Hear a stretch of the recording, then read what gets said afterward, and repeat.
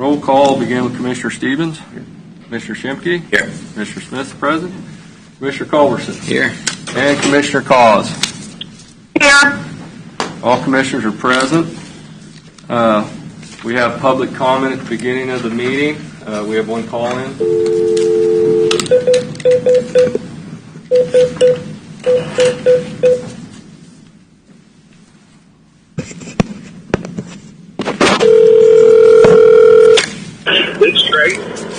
Greg, this is Becky with the Leavenworth County Commissioner's Office. We're ready for your public comment.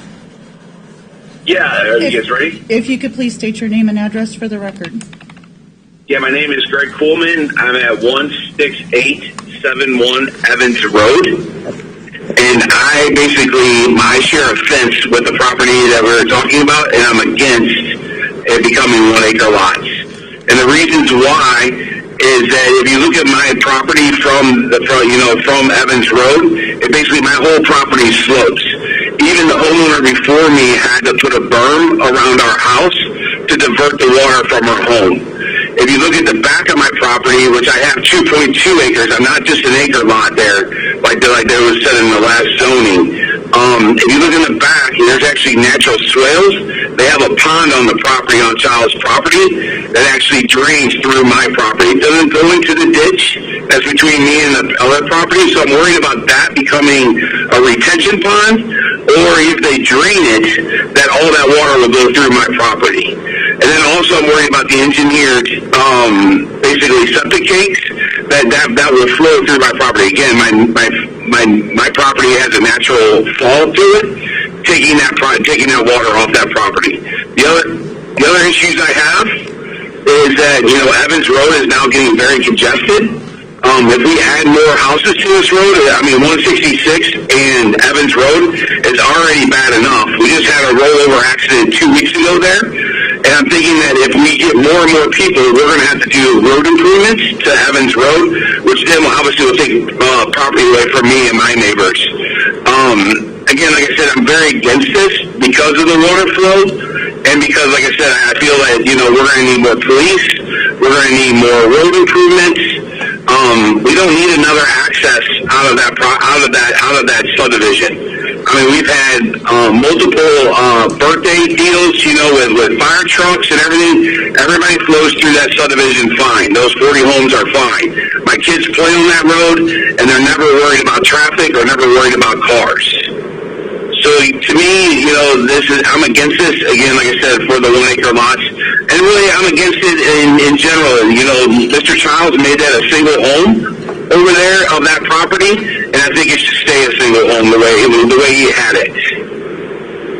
So that's kind of my concerns of this. And again, like I said, my family and I are against this very much so. And as you can see, I think from the petition that you have, that whole neighborhood is against this. So again, I appreciate your time, and I hope you guys vote no to this. Thank you. Thank you. Have a nice day. You too. All right. Now we're ready for Noel Youngberg. That's me. He's my husband. He could make it today. He Okay. had a meeting talk, and I'm his wife. Okay, is you Brianna? No, that's Brianna. Okay, all right. Well, all right. Yeah, you can come up to the podium, state your name and address. Hi, Brianna Youngberg at 16960 Evans Road. My family and I have been at our home for over 20 years, and we're right across the street from the residence, the Child's residence, that they want to rezone.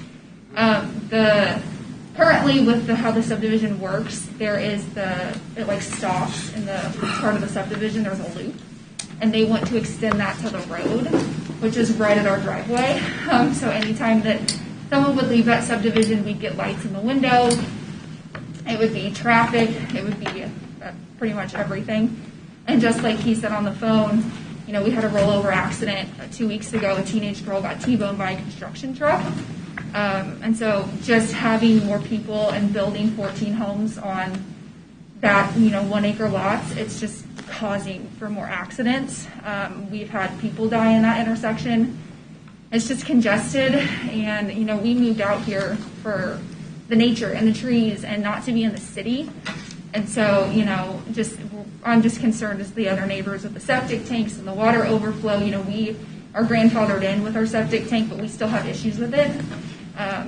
So that's, we're concerned about all of that, and we're very against it, just as a whole family. So, thank you. Okay, thank you. Thank you. Okay, and then person speaking for Noel.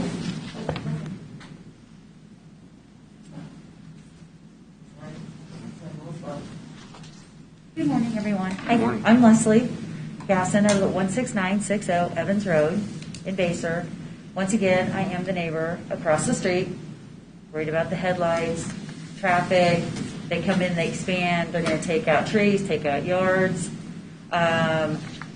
Been there almost 20 years, loved it. I knew the neighbor next door before he passed away was a very nice gentleman. And he never decided to put the housing in there as long as he was there, as long as we were there. So apparently he liked being out there. He liked just the peace and quiet. As my daughter said, we don't need more traffic on that road. And the other thing with septics, CDC, septics for rural areas out, not subdivisions, not things. And with the runoff, it can cause leakage into drinking water, parasites, just all kinds of issues if they start putting all of those in over there, especially with the runoff into the neighbors behind them. So that makes no sense to me, and that can cause health issues with the people, the children, the drinking water, all of that. So that's basically all I want to say, and thank you guys very much. All right, thank you. Thanks. All right, now we're ready for Mr. Joe Herring.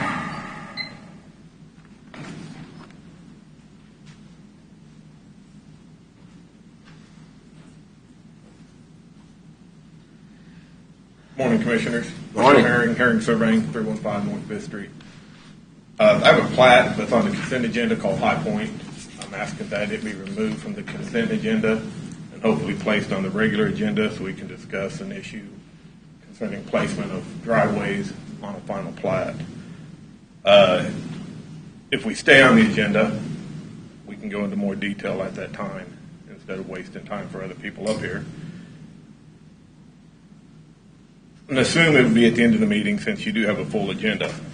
Plat does have other revisions to be made, but they do not affect the integrity of this plat and will be accomplished prior to signatures and recording. If it is removed from the agenda, I would like to have the time at the end of the meeting to address this along with some other items that have recently come up this week, either in public comment portion at the end of the meeting, or if the board so desires and staff, an impromptu work session after the meeting. I'm available for that also. I Okay. appreciate your time, appreciate your decision. Thank you. Okay. Question: If we did not remove that from a consent agenda and it goes back, will it cause your client? What type of delay will you be talking about? Well, I don't know.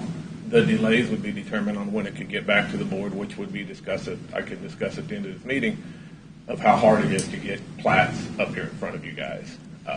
It takes 66 days if everything goes correct. Plus, this owner, causes financing, being able to enter into contracts, closing dates.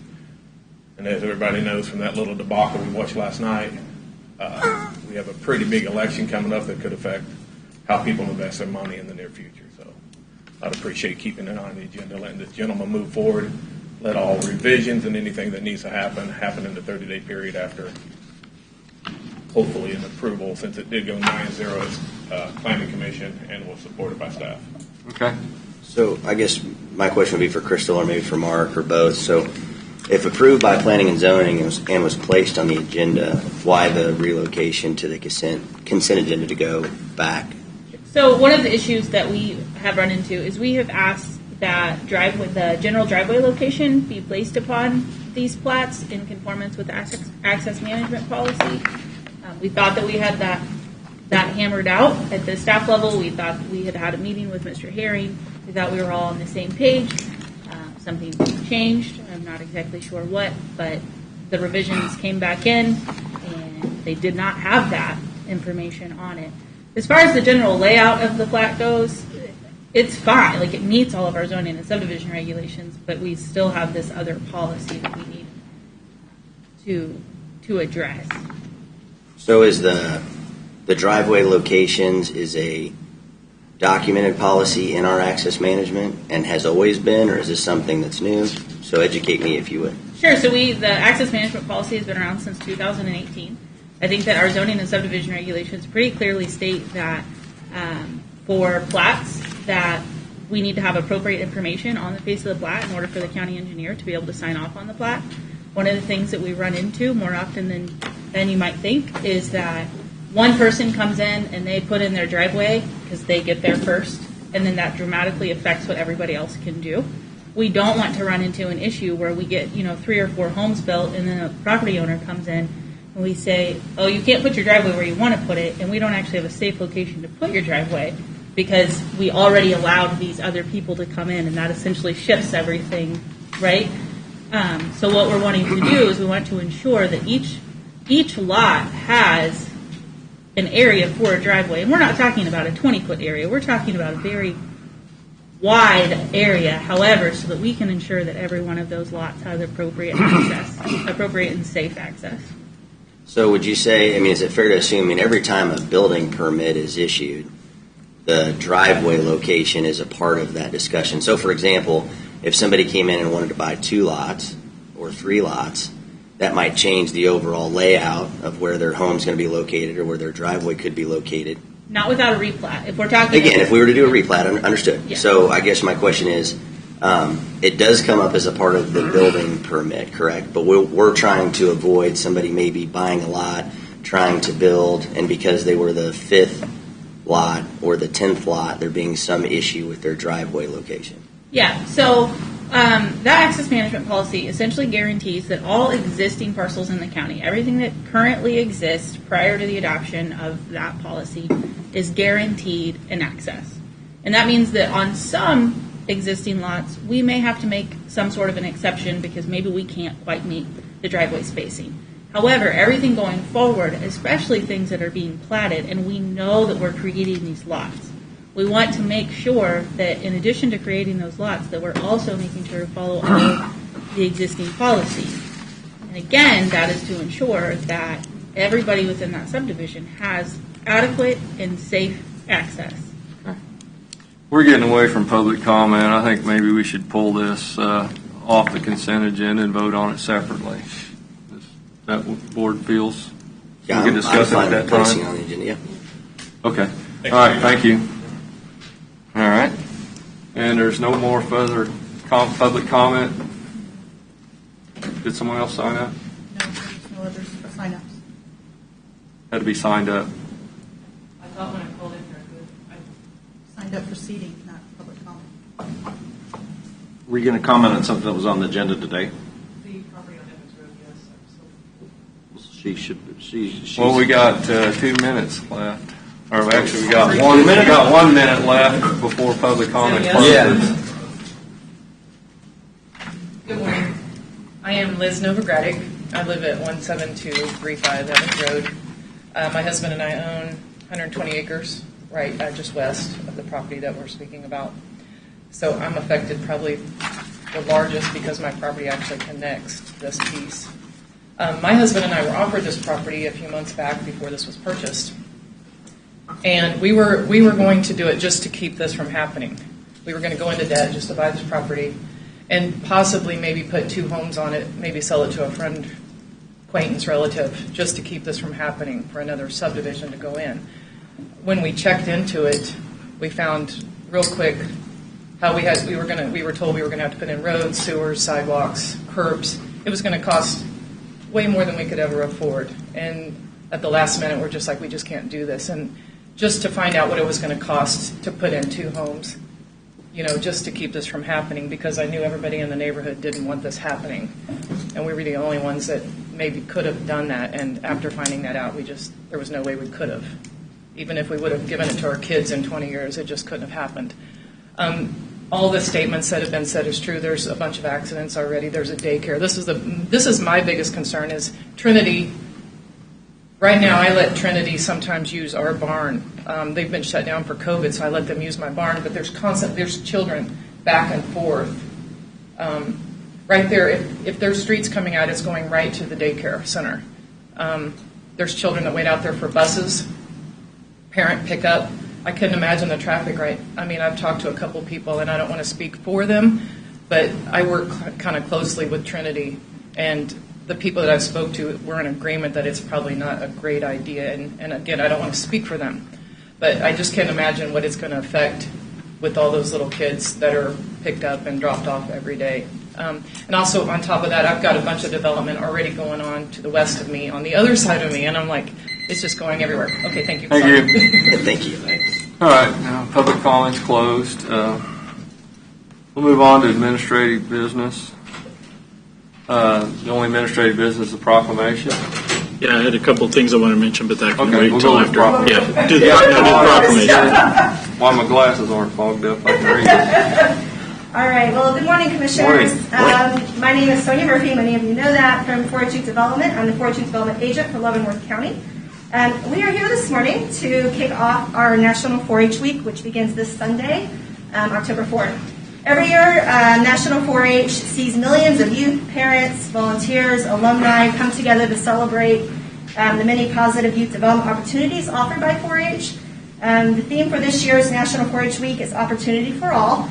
It's a campaign that was created by the National 4-H Council to rally support for Cooperative Extension's 4-H program and identify solutions to eliminate the opportunity gaps that affect 55 million kids across America. In Leavenworth County, we have more than 400 4-Hers that are involved in the 4-H program, as well as over 100 volunteers that help the community. And these volunteers spark youth interest in many areas for hands-on learnings, projects such as citizenship, foods and nutrition, visual arts, photography, beef, poultry, bucket calf, to name a few. And then we also offer leadership roles for older members, such as county council, junior project leaders, youth leaders, and our ambassador program. So this year, our Leavenworth County 4-H youth are celebrating National 4-H Week by promoting the great program that gives back to our community through service. Our clubs have already planned projects like cleaning up their local parks and collecting food for their local pantries. Our goal is to help our community in many different ways. So today, I brought with me two 4-Hers that are going to introduce themselves and talk about why 4-H is important to them. So, I'll see you first. Hi, I'm Kelsey Price, and so I am 16 years old. I've been in 4-H for 8 years now, and I'm from Happy Hollow 4-H Club. So 4-H, I do beef and goats, and 4-H is really important because I'm involved in some other, I'm involved in the National Junior Angus Show with Kansas Junior Angus Association. So I see a lot of those types of groups. And 4-H is really unique because there's definitely a teamwork aspect that you don't see in a lot of other organizations, because I'm competing with a lot of people, but you feel obligated to help and teach more than you really do anywhere else. So that's something that really inspires me, because I go to shows on the national level, but I love coming back to the local level and helping some of the juniors that aren't as experienced, but they want to be. So that's my favorite part of it. Thank you. All right, well, thank you. Thank you. My name is Malia Pedley. I'm 15 years old. This will be my 9th year in 4-H. I show dogs, dairy goats, meat goats, and I do leadership. One of my favorite parts about 4-H is all the leadership opportunities that we have, because they help us to be able to learn how to be good leaders with our life, and we'll be able to use all of that in our future to help us with careers and helping in the future. Well, thank you for taking your time to come up here today. All right. Well, thank you again for your support of this amazing program. And I know that we're going to do a proclamation to make National 4-H Week in Leavenworth County next week. So I guess we're ready for that. All right. Thanks, Sonia. Yeah. Okay, National 4-H Week proclamation for Leavenworth County. Whereas 4-H is America's largest youth development organization, having supported almost 6 million youth across the country thus far. And whereas 4-H has helped youth in Leavenworth County, Kansas to become confident, independent, resilient, and compassionate leaders. And whereas 4-H is delivered by Cooperative Extension, a community of more than 100 universities across the nation that provides experiences where young people learn by doing hands-on projects in areas including health, science, agriculture, and citizenship. And whereas National 4-H Week showcases the incredible experience that 4-H offers young people and highlights the remarkable 4-H youth in Leavenworth County who work each day to make a positive impact on those around them. Whereas 4-H network of 600,000 volunteers and 3,500 professionals provide caring and supportive mentoring to all 4-Hers, helping them grow into true leaders, entrepreneurs, and visionaries. Now, therefore, I, Doug Smith, do hereby proclaim October 4th through the 10th, 2020 as National 4-H Week throughout Leavenworth County, and encourage all of our citizens to recognize 4-H for the significant impact it has made and continues to make by empowering youth with the skills they need to lead for a lifetime. Thank you. Thank you. Mr. Lawford, you have... Keep up the great work. Yep. Thanks for coming up today. Just a couple items real quick. Next week I'm going to have two policies on for the board to consider, just amending two policies that we have right now. And the reason I bring it up today is we have one that I just wanted to run it past you before we make basically it's a clarification because we do have a couple of people who are waiting on this. We have the option with our sick leave buyback that people can bank that when they retire and use it to pay for their retiree benefits. What probably isn't clear in that policy is that if we have two family members working, one's retiring, one's staying on, that money that they get from their sick leave buyout could go to pay their benefits even if the other employee is still employed. So I believe it should. I think that was probably the intent all along. So we just want to clarify that. But I'd like to make sure that the board understands that and doesn't take any great exception to it so that we can relay that to the employee who's in the process of retiring and has about 30 days left, I think. Okay. So does anybody see an issue with that? They understand what I'm proposing or how I interpret the policy, I guess. If the spouse wasn't an employee, just didn't work here, the employee that works here would get family coverage, right? They would, yeah, but they wouldn't have that sick leave obviously to cover it. The way I look at it is it's no different. It doesn't cost the county any additional by doing it this way. And I think all along it was intended to cover their benefits. It just so happens that their benefits are still covered, or still part of the county's policy because of their spouse. So what this would allow is, because it's a family plan, there's a contribution that the employee that's still here would have to give to keep them on. We're just going to allow those funds to be utilized to offset that. And to me, I think it's just an interpretation of the policy, but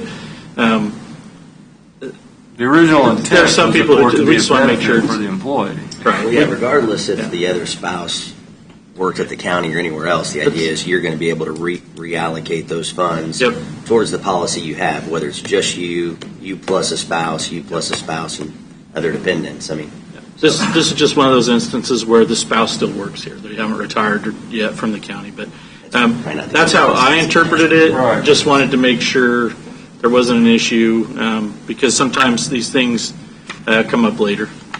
So it wouldn't be two single plans; it'd be one family plan. Yep. The current employee is going to maintain a family plan to cover them and their spouse who is retiring, and then we'll use that sick leave buyback to pay their share of the. Because that just makes sense because that's cheaper than two single plans. Exactly.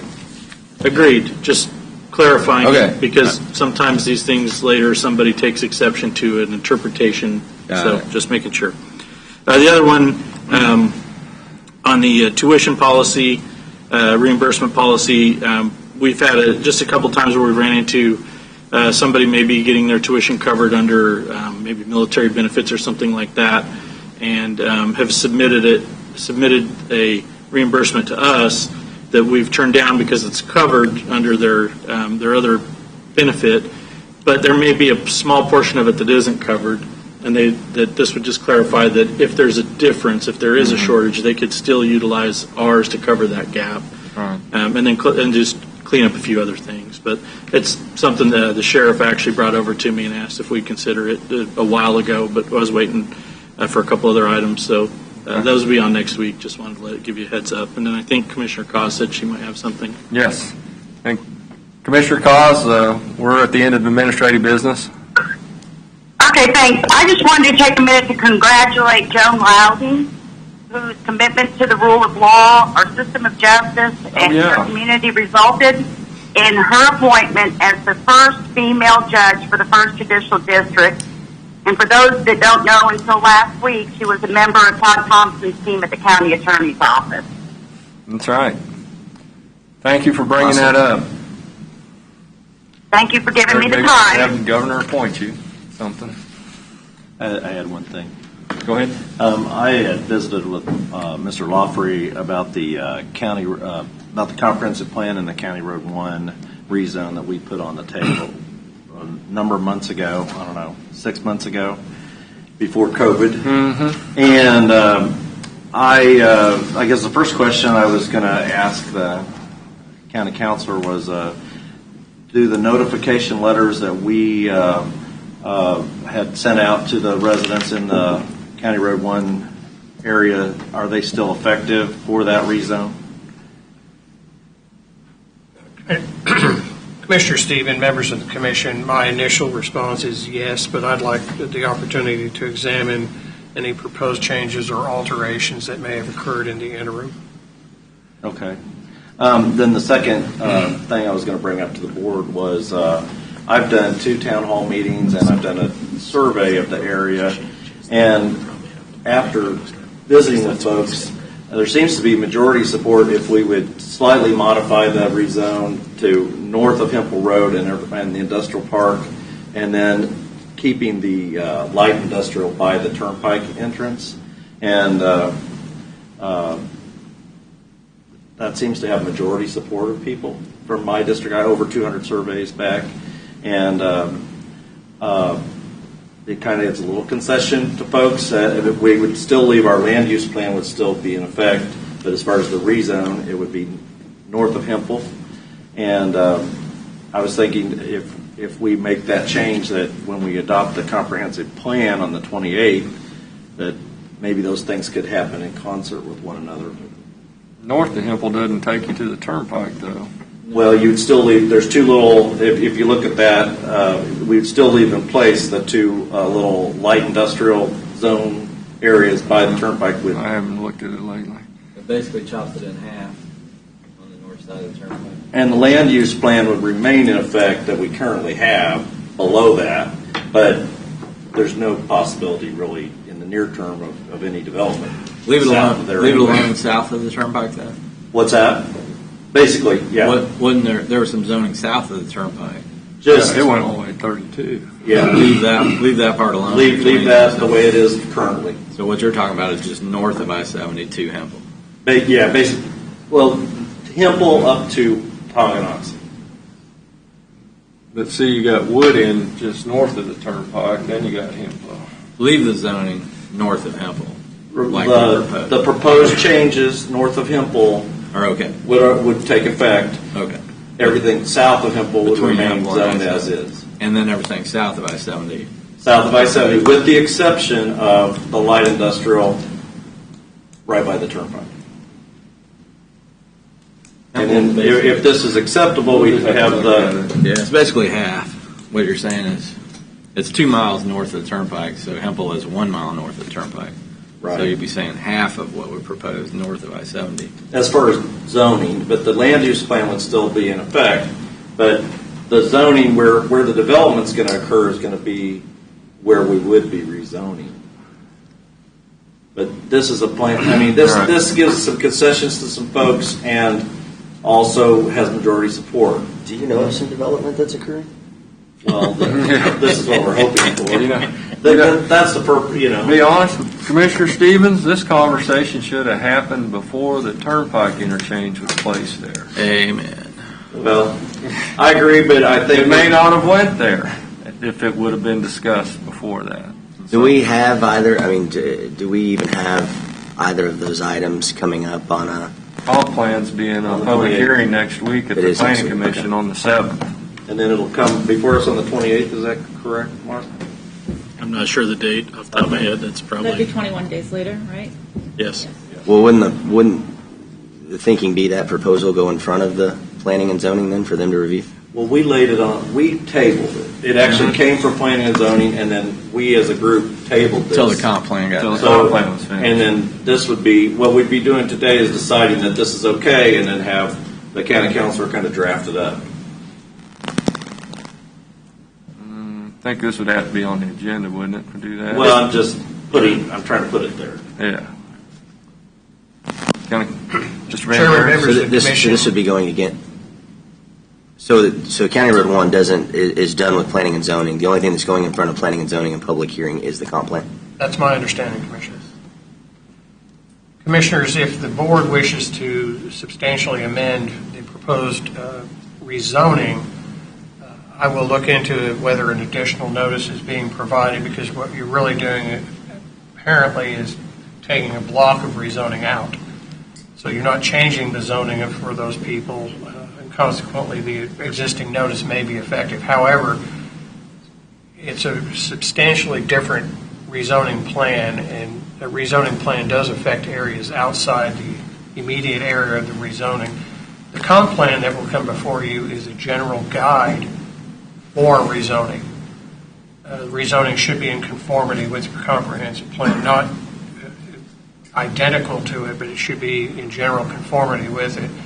So if additional notice is needed with respect to the rezoning, I'm probably going to side or err on the side of caution and suggest that we would need to issue additional notice for that. The rezoning takes or has effect for many, many years, and an additional time to provide proper notice certainly would be justified, but I'll look into it. Okay. Of course, the other option is we just leave the land use plan in place, and we don't. Mm-hmm. And I understand what you're saying, I think, Commissioner, but I think what's confusing to a lot of people is just because you change the comp plan or the zoning on a property doesn't mean they have to start using it like that. Right. And I think a lot of people don't understand that. They think, That's if I get not zoned tax industrial, then I got to start using it as industrial. If they're a farm or they're a resident, Well, they think that, and the they can taxes just keep associated doing with it, that. they get And the confused, right? and the taxes don't change. Taxes are based on what it's used for. So just because you get zoned industrial doesn't mean your taxes are going to go up 1 penny. Right.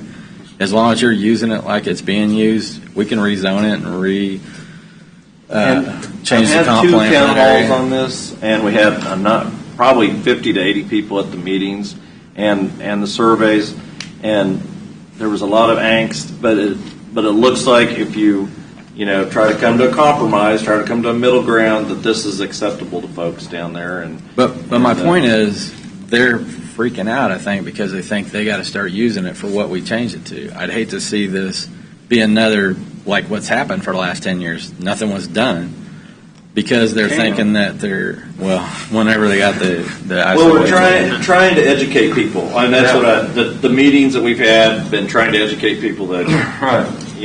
And we've got heavy industrial that's been zoned since 1962. That's never been. And Crystal how many town halls have you had down there? Several meetings. Oh.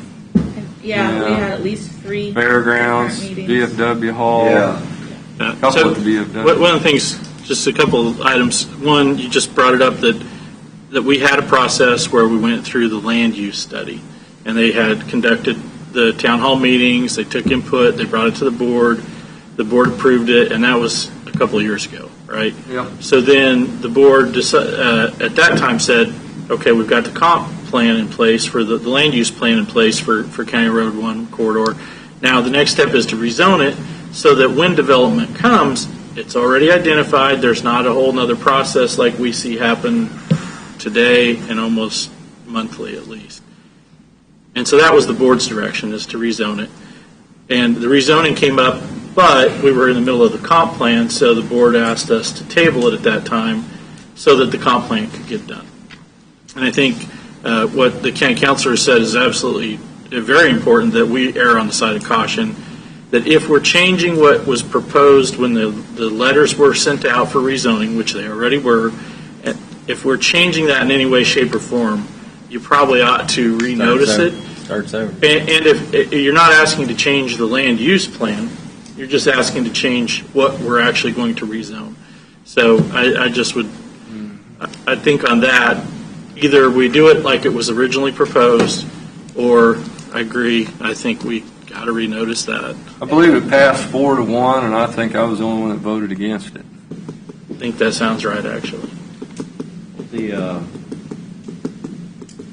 only question I have about that is the modifications we would be making would not be changing. We would just be leaving the existing zoning in effect as is currently. So we wouldn't. The only change would be the modification that the only rezoning would be north of Hempel Road.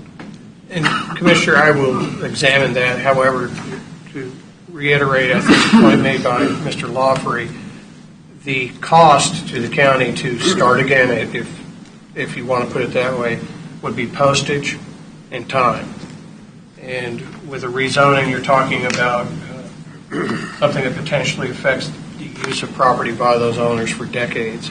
So if I will look into it, but I would just wish to let the board know that if there's a substantial change in advance of the hearing, probably renotice would be the proper route to go. And we did send out a letter. I remember that. We sent a letter out, yep. And that's where we had one of those town hall meetings was in that letter as well. So anyway, we're just trying to move ahead on this. Whatever the deliberate way that we need to move is. Commissioners, I would just offer this as well. Given the fact that I'm not aware of any immediacy with respect to substantial development in that corridor, again, I would counsel the board to err on the side of caution with respect to any notice for that rezoning hearing. But I'll look into it. So I clearly don't have the memory my peers do as far as pre-COVID anyway. Crystal, can you remind me, I mean, from the County Road 1 rezone and the current version of the comprehensive plan, what amount of conflicting information is there, or are they in total alignment? I mean, the whole idea to, yes, despite the several months lost due to this pandemic, I mean, at the end of the day, it was tabled only so there was alignment, and so now we're creating more deliberation. So right. So I think it was tabled for that reason, and also, as you might imagine, doing a comprehensive plan and a rezoning and all is a lot of work for staff. It's a substantial amount of work. So we kind of had a lot going on. So to make sure we were doing both things correctly, we went ahead and proceeded with the comprehensive plan. Now, the comprehensive plan, essentially, for that County Road 1, defers to the existing land use plan. There wasn't any reason to change that because we had gone through the public process, we had gotten substantial public input, we had gotten support from the board, from the Planning Commission on the land use plan. So really our comprehensive plan just adopts the existing land use plan for that area. And the rezoning conforms to that as well. Right, yes, yes. but we don't currently have a time set up to revisit County Road 1. Right, it was my understanding we were going to get the comp plan finished, which we are. Which is the hearing is. Yep, we're right there. Right. And then we were going to proceed with the rezoning or whatever the board decided for County Road 1. And I'm just trying to put it on the table that we might make a slight modification in it. Okay. Yeah, I don't know what expense we have in the County Road 1 project. I mean, from time, energy, meetings, everything else. But I know what we have in the comprehensive plan, so we're at over $500,000 probably to date through all these things. So for that area, probably $25 million. No, I'm just talking about plans. Forget about actual $25 million. Yeah. Okay. Yeah, it was a long process when we did the County Route 1. We hired a group to come in and do it. They conducted those hearings. They did the presentation to the board. So that one was kind of done, but just set aside while we did the comp plan because it didn't seem that the board at the time did not feel like it was made sense to adopt the zoning when our other comp plan may be in conflict with it. But now they're both lined up. It's ready to go.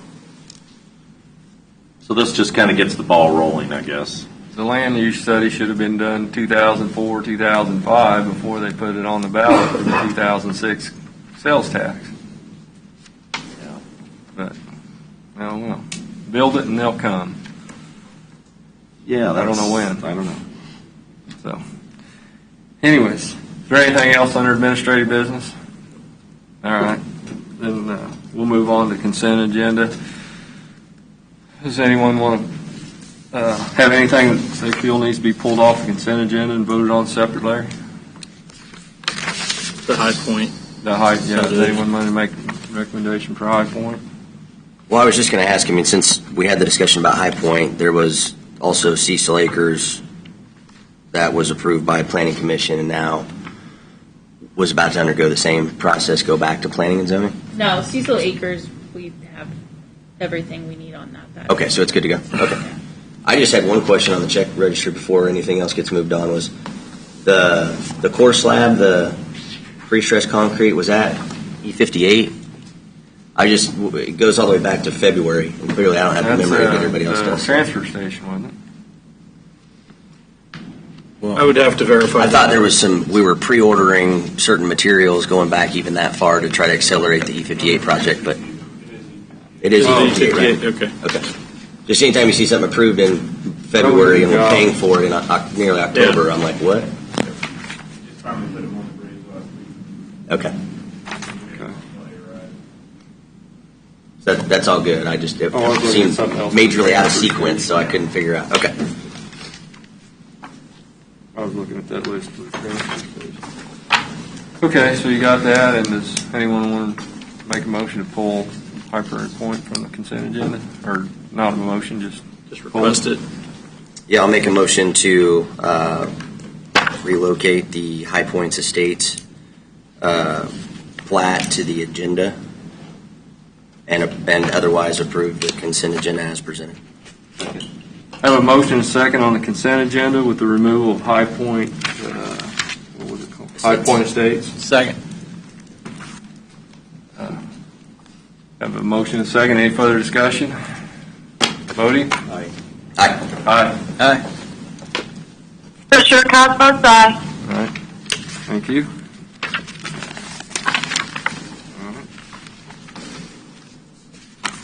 So we want to discuss it at the end of the meeting and go on with the regular agenda here? Just move it to H. Move it to H. What's that? Move it to H. Move it down to H. To the bottom of the list. Okay. Yeah. I'm also on paper here. Okay. And we'll ready for Crystal then. I think. Or I have a couple of them first. Crystal's sitting up here because we ran out of seats. All right. I thought she was in a hurry. Yeah. I thought she had something. She probably would like to get out of here, but since almost everything on the agenda is hers, she probably has to be in here for a while. Right. Commissioners, the first item that you have on the agenda is the CARES Act relief funds, human services grant application policy and procedure. This is required to allow the non-taxing entities out there that are human services related to have a process for applying for grant funding through the CRF funds. So discussed this last week on the agenda today for your consideration.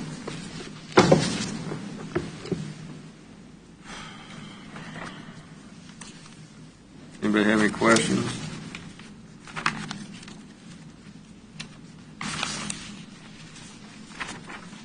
You ready for a motion?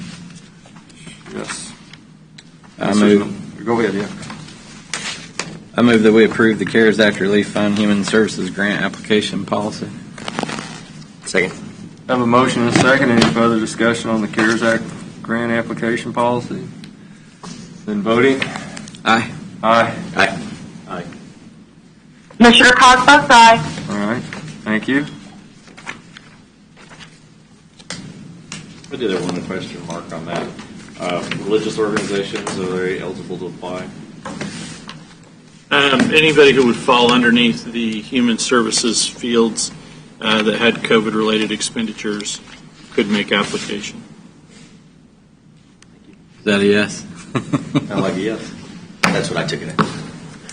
Sounds like Well, a I David think answer. I'm sure everybody's had COVID-related expenses. It's the human services part that it would have to qualify as. So they may have, they would just have to submit the application. They'd have to be reviewed. They could be faith-based. They may qualify, they may not. It just depends on their application and what they're asking for. Okay, thank you.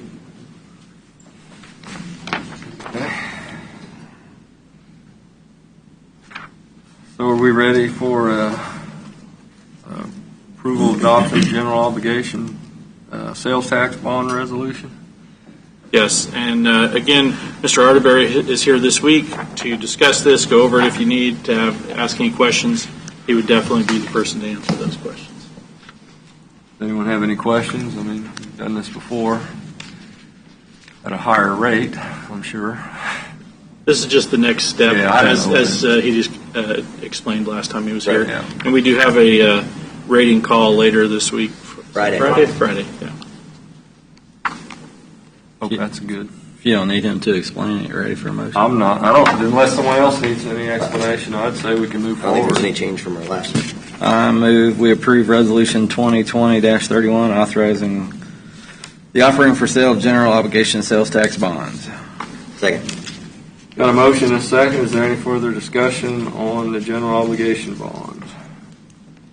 Voting? Aye. Aye. Aye. Aye. Commissioner Cox votes aye. Thanks for coming out. We'll talk to you in a second again. Thank you. Thank you. For coming.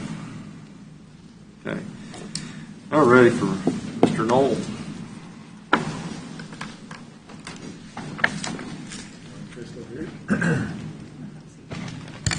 Oh, it's not that warm.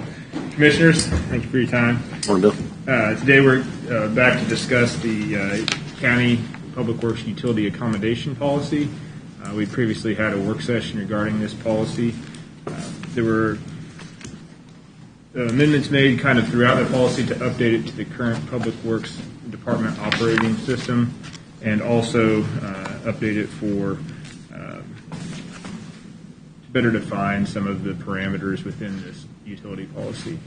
But probably the most pressing portion of it is located on page 18. Page 18 is the penalty for failure to follow the county's utility accommodation policy, and that section of this is a completely revised section from the previous policy. There are a couple different parameters for penalties. One is failure to locate existing utilities. After we have called in a utility locate, there is state statute that dictates which utilities have to be located as a part of a locate call-in, and a period of time for them to fulfill that locate.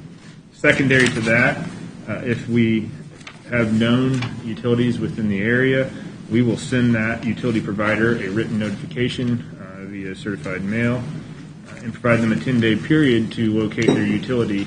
Obviously, with some of the water districts and some of the other entities that we deal with, gas companies, the 4 days before the utility accommodation policy, or per the state statute, may not have provided them the time to get a piece of machinery out. And so providing them, it would be several weeks after the mailing, so you're talking about probably a 25-day minimum, but really what we're looking at is close to 30 days. By the time we go out there, verify after the fourth day that the utility has not been located, then subsequently send them a letter that we have to wait for the Postal Service to deliver, and then provide them the 10-day window to do it. We're still looking at a fairly long process, after which time we would impose a penalty of $250 per day for noncompliance with the utility locating regulations that resulted in an infrastructure project delay. Are you talking about utilities that are not listed with DigSafe or One Call? I'm talking about specifically the ones that are covered by the state statute that are listed as a DigSafe item. Well, don't you just, if there's a no-show, don't you just call DigSafe back and said there was a non-response, and then they turn them into the KCC and go from there? Yes, but that has been ineffective in the past.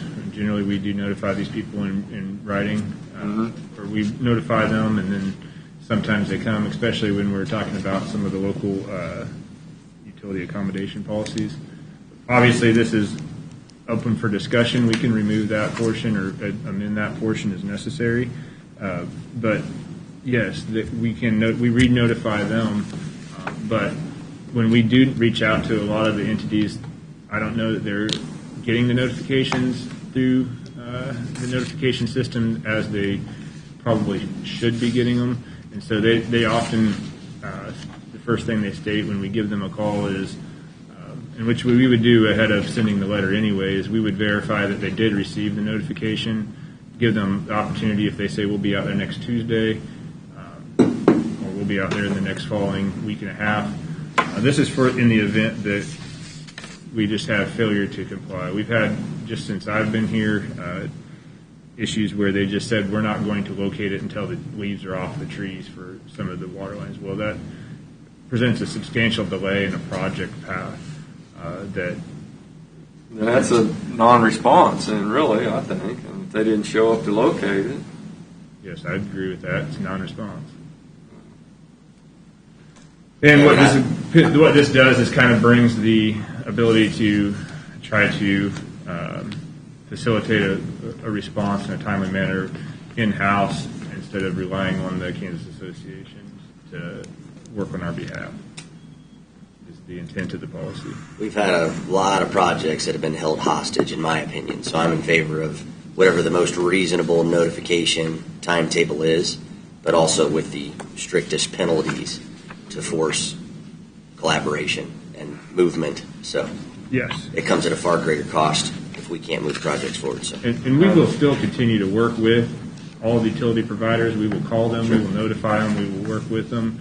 It's in the event that we see that these are going to delay projects, especially in those projects that are on critical path timelines. If we were to receive any grant funding, or we have a situation like E58 or an SH22 that we're trying to get into the 2021 construction window, where we have timelines that can't be held up for 60 days while we wait, or 90 days. Those are important project timelines. This is critical path. Critical path is finding your utilities and being able to move forward with design. And so it's a very critical path item, and we would be more than willing to work with any utility company or provider initially. Obviously, this is kind of a last resort, but we have to have some sort of mechanism to enforce for motivation, for lack of a better term. But how do we collect the fines? That's what David does. Commissioner, not to split hairs, but this is a fee, not a fine. These are utilities that are, by your permission, located in county road right-of-way. So it's a permissive use on their part. They are being permitted to use your right-of-way. As part of that permission, you have the right to assess a fee that is reasonably tied to the cost of their location of their utilities within your right-of-way. So it is a fee. As far as collection, fees and fines can both be collected. They might be time-consuming, but the real intent of this, as Mr. Knoll stated, is to encourage utilities to come in and work with the county so as not to unduly delay your projects. And when your projects are delayed, the taxpayer pays a cost. So this fee is really intended to more or less encourage compliance and also to some limited extent offset the cost of non-compliance to the taxpayer. And I can tell you how the utility companies are going to respond to it. I'm like you. I think we need to do what we can, and as strict as we can, because we've got so many utilities that are where they shouldn't be, running down the middle of the road. You got water lines that run down the middle of the road. Yeah. Got phone lines that. We have current projects that are a great example of that. So they located utilities. They located those utilities in a fashion that probably wasn't very timely, and then they weren't located anywhere near the location shown or verified for the plans. Mm-hmm. So consequently, during the course of the project, that water line has been hit 5 times and is in conflict with the design in multiple locations. In some locations, it's in the middle of the road. In some locations, it's still within the right-of-way, but it's at the edge of the right-of-way. And so consequently on that project, the Water District was notified that subsequent to our project, they will be provided a period at the beginning of next year to relocate that water line to a location near the edge of the right-of-way, out from underneath the roadway where it is now asphalted, and we would have to cut sections of the brand new asphalted roadway out and abandon that line that is located underneath the roadway where all their service tie-in connections are currently located. And so we will accommodate them, and we will try not to delay the project, but we need to be provided accurate information, and we need to be provided that information in a manner that does not stop us from being able to complete these critical infrastructure projects that are very important to the 5 members of this board and many of the taxpayers in the county. The second part of this is the relocation of utilities. And so 2 parts. We have the locating of the existing utilities that are within the right-of-way, and then the relocation of utilities within the right-of-way. Relocation, as you guys are fully aware, has been an issue in some of the projects that we've currently had in the past 2 years. And so this policy allows the director of the department, myself, to provide the policy allows for 120 days for the utility company to relocate the utilities in conflict with the project. Prior to that, we will have a meeting. If it is unrealistic or it is not a critical path because this is a project that is being designed subsequently out for 2023 construction, and we're in this process beginning this fall or something, this policy does not allows written consent by the director to be outside that 120-day window if it is not going to affect the critical path of the project or funding that may be received from some other grant entity. But it does provide 120 calendar days to relocate said utility, after which time the county will impose a $500 per day fee for noncompliance and the suspension of all current and future utility accommodation permits until this utility company does come into compliance. $500 is enough. That's currently what we're using as a late penalty on the projects contracts that we currently have. $500 is not going to offset the difference of some of the delays that you could incur. So it is a motivating factor, but in some of the projects that you have, $500 a day, there may be more of a cost to the taxpayer than that $500. But at the same time, there may be a substantially less cost to that delay. So it was the number that we settled on just based upon recent contracts that we had executed. And then the final portion of this is failure to obtain a permit. So in the event that you go in for non-emergent work, it's not a broken water line, it's not a broken gas line, you're not out there to respond to some sort of situation that has occurred naturally. If you just simply are installing service lines or laying water line or gas line through the right-of-way or in the right-of-way or underneath the roadbed without a permit, can result in a $500 a day fine and then the suspension of your ability to get those other permits until you come into compliance with the current policy. Bill, I did a quick question. I'm not saying it needs to be a part of this document, but we've talked about in the past how surprising it is that there's assets out there that some of these utility companies don't even know about, right? They've got product in the ground and don't even know that it's there. And while it's maybe unrealistic to get them to provide documents on assets that they don't know about, at what point can we start turning this into so that these utility companies have a living document that shows at least the assets that they do know? So, again, in an engineered, solution, so use like, Eisenhower project, right?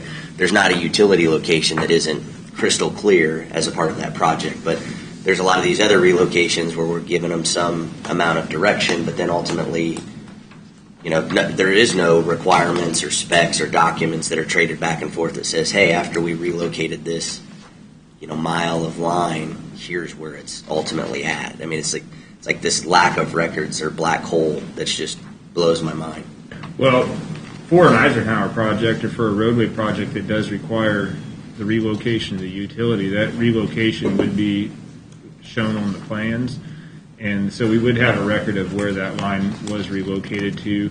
If it's relocated in a different location than the plans show, that's why we require the as-built drawings at the time of completion. Right. And so they should be marked up. Those areas outside of those projects, the utility companies, I think, simply don't know where a lot of they don't know where all their utilities are actually in the ground at, especially water districts. Albeit, it seems like they took, like for instance, on 178th Street, someone had to have known where that water line was underneath the road because there are 20 houses located on that section of roadway that had service lines tied into it for meters. So it's not a case where you you've laid a water line down the road in 1975 and you haven't tied into it since. I mean, over the course of the last 6 months or year, there's been a utility permit pulled at that location, or a utility permit and a water meter installed at that location. So I think it's a information sharing breakdown, and I think also, I believe only Rural Water District 10 possibly has all their valves and water meters located with real world latitude and longitudinal locations that they can provide to us. I think it's something that a lot of water districts, there may have been grant funding for it in the past, I don't know, but it's something that a lot of the water districts need to aspire to work on, is locating some of their... So the only way today, I mean, from a county's perspective, that we would be able to reference where, again, regardless of utility type, we'd have to go to as-built or engineered drawings on roadways that have occurred that we even have documentation on. That'd be the kind of first and foremost, because we never take any of that information and transpose it or leverage GIS or actually put together a map that shows any and everything we'd know about. You'd literally have to go to project by project. Yes, you have to go right now with the current situation. You would have to go project by project, and for all those areas that there hasn't been a project that relocated a utility line, we would just have no information regarding those except for what might be provided by the utility company. Okay. Now, gas lines. I believe gas lines, we do have a map that shows some of the gas line locations as well. But for the most part, the vast majority of the utilities, we have no map to reference, or mapping that has been completed for those at this time. Well, I'd like to say that's because those are massive corporations, but then you could pick on an AT&T and so many others that are massive that can't provide it either. So. Right. They don't know where it's at. Probably in the edge of the road, sticking out the phone. They didn't put it in, they had a subcontractor put it Right. in. And then held them to no standard anyway. Right. Sorry, I didn't mean to go down that rabbit hole. Well, a lot of it is, even if they know where it is, they won't give it to us. So I was wondering if we could build something like that in this. I thought in around 2000, the state mandated that every utility in Kansas had to join DigSafe. Is that not true? I believe that's correct, but I don't think that DigSafe is. I don't think that they're all. If they have an email system set up, or how they receive their notifications from DigSafe, because when we contact some of these entities, they seem to not be getting the notifications, or they're just not checking every single notification. But from my understanding, they all do have to be a part of DigSafe. Okay, because when I was on the board, we were trying to get the utility companies to turn over asset location maps to the counties and cities in trade for GIS information they needed for like ownership and property lines. But we couldn't get that done, so I was wondering if maybe we could do that at the county level in something like this, require them to give us their asset maps in trade for what they know about anyway. In trade for permits.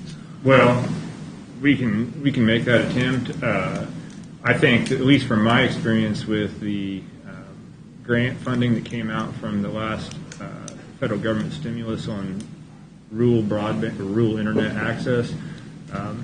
The phone companies know what type of line they have laid, and they know maybe what type of riser they have at each location, overlaid on an aerial map. But in the real world, they don't know if their subcontractor put that 3 inches deep in the ditch or 4 feet deep on the shoulder. Pretty they have sure no the 4 idea. feet's not going to be an option. Yeah, and I know sometimes they just don't have the information. Well, I think they have where they're at, but I don't think that is nailed down to a degree that's going to be helpful for us, because they don't know. They would know that they have a copper line running up, like AT&T would say they have a copper line on 166th Street.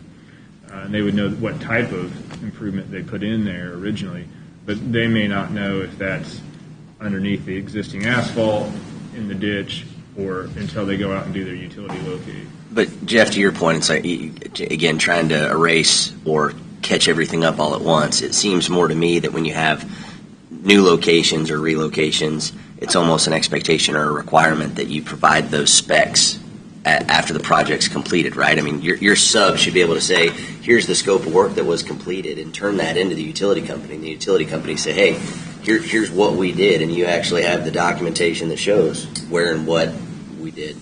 I mean, that's like making changes to your website and not documenting it anywhere, and then somebody down the road has to figure it out in production and it blows up. Like, it's just stupid. It doesn't make any sense.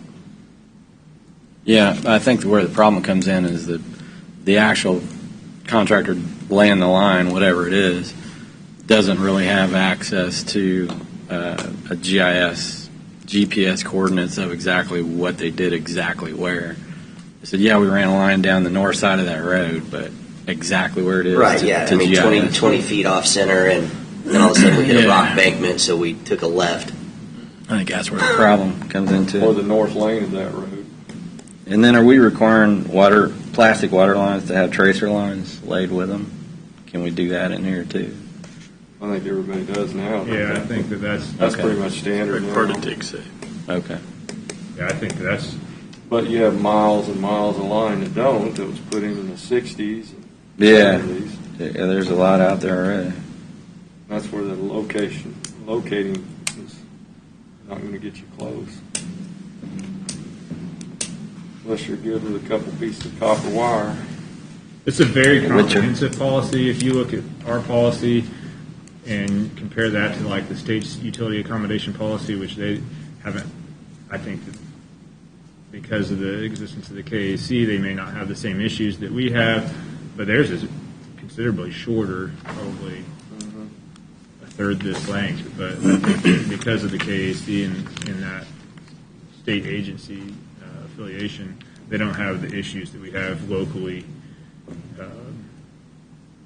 and they probably do larger projects.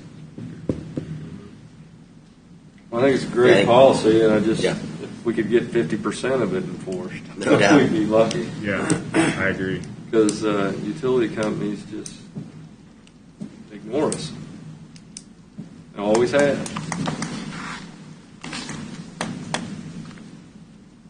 So I'm good. Everybody, any further discussion? It's a great start. Yeah, absolutely. I'll entertain a motion then to approve it. I'll make a motion to accept the utility accommodation policy as presented. Second. Need to approve the resolution number. There is a resolution. Since there are fees associated with 2020-36. Second.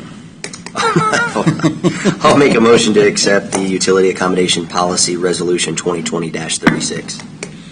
Second. Have a motion and a second on the utility policy. Any further discussion? Thanks for all your hard work. Yeah, that's great. Yeah, well done. Thanks, Bill. Yes. Oh, you're welcome. Podium. Aye. Aye. Aye. Aye.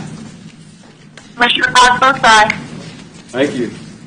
Bill, to help us in the future, put that resolution next to the action requested. Otherwise, I'm lost and I have to have Doug bail me out. So. Yeah. Thank you. Yep, you're welcome. Stick around for the discussion. Driveway discussion later on is a public policy. Okay. Now we're ready. How are you today? I Ryan Wall, Commissioner. How are you? Fine.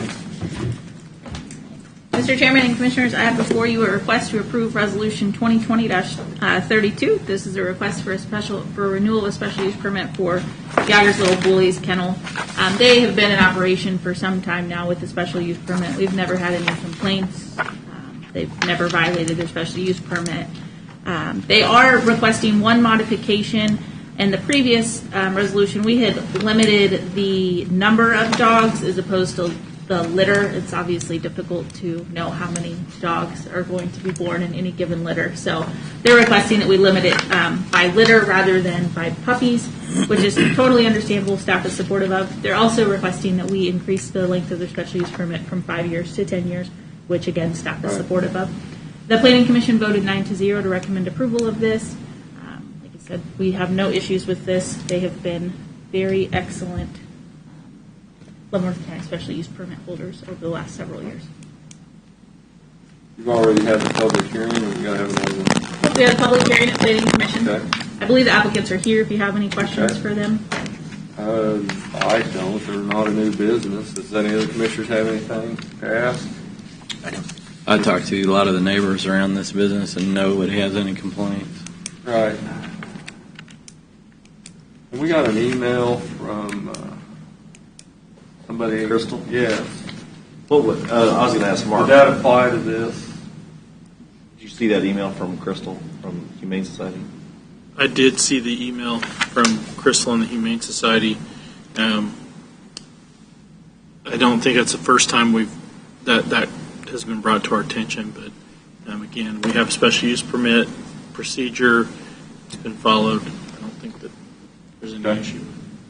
They have to maintain their state license, and Right. that email that she sent, that was an article that they have to provide in order to maintain their state license, which is one of the conditions of their special use permit, Right. that their state license is maintained. So, And you had, was it Dr. Braun in here signing off? Dr. Braun doing the inspections? I believe that is correct, yes.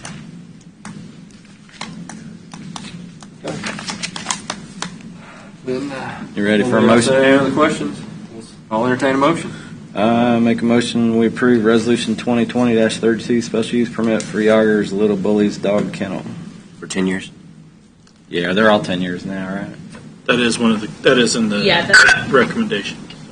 Yeah, and that's what the resolution stated, 10 years. And yes, 10 when they're a renewal, staff has been, because direction from the board, very supportive of recommending. I have a motion and a second. Any further discussions on the permit for the kennel? Voting? Aye. Aye. Aye. Aye. Commissioner Cox votes aye. Thank you. And I don't know that it was necessarily a policy, but I mean, that was the directive given, right? Is that if you're a renewal and there are no other reasons, we automatically increase it from a 5 to a 10 Yeah. as a part of procedure, right? Okay. Or if there's a significant investment. Right. First. Right. Alrighty. Next before you, I have a request to approve resolution 2020-33. This is a request for a special use permit for Scott Racing Engines. Mr. Scott works primarily on go-kart engines. He has clients from all over the United States. The vast majority of his business is done via UPS, FedEx, that sort of thing. He has a shop where he builds these small engines and then sends them off to the customer. There have been no complaints about this. Mr. Scott had actually been operating there for quite some time. He was under the impression that he had a special use permit because there was a previous special use permit there. Once we contacted him, he immediately came in, provided us with everything that we need. Again, staff recommended approval of this special use permit, and the Planning Commission voted 5-0 to recommend approval of this. Mr. Scott is here and will answer any questions that you may have. Anyone have any questions? I visited, I drove by the site a couple times. Very clean location. It's a nice looking place. Yeah. So, if there's no other discussion or questions, I'll entertain a motion to approve. I'll make a motion to approve Resolution 2020-33, a request for a special use permit for Scott Racing Engines. Second. Have a motion and a second. Any further discussion? Voting? Aye. Aye. Aye. Aye. Commissioner Cox votes aye. Crystal, are you laughing at me? Now, did you see my pen? The top flies off and the whole thing comes out because I keep forgetting to throw it away. I thought I. No, I would never laugh at you. Oh, yes, you would. Never. That's okay.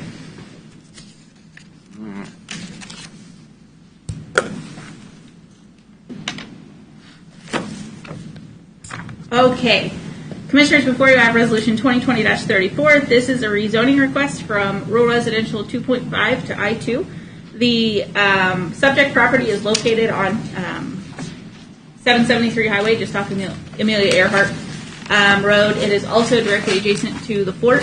The property surrounding this to the south is also already zoned as I-2. The applicant is requesting to extend this zoning so that it matches the existing properties.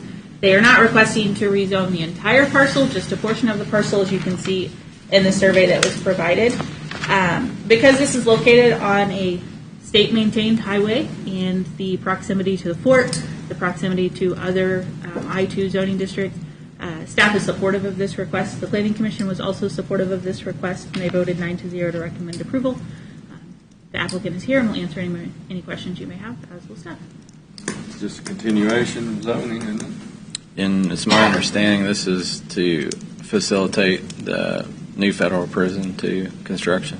I believe so, yes. So there's that. Okay. Anyone have any questions on this? Any questions in the briefing report? Just a continuation? Yep. Not spot zoning? I'll entertain a motion. I make a motion we approve Resolution 2020-34, rezoning from RR 2.5 to I-2 light industry. Second. Have a motion and a second. Any further discussion on the rezoning? Voting? Aye. Aye. Aye. Aye. Commissioner CULBERTSON votes aye.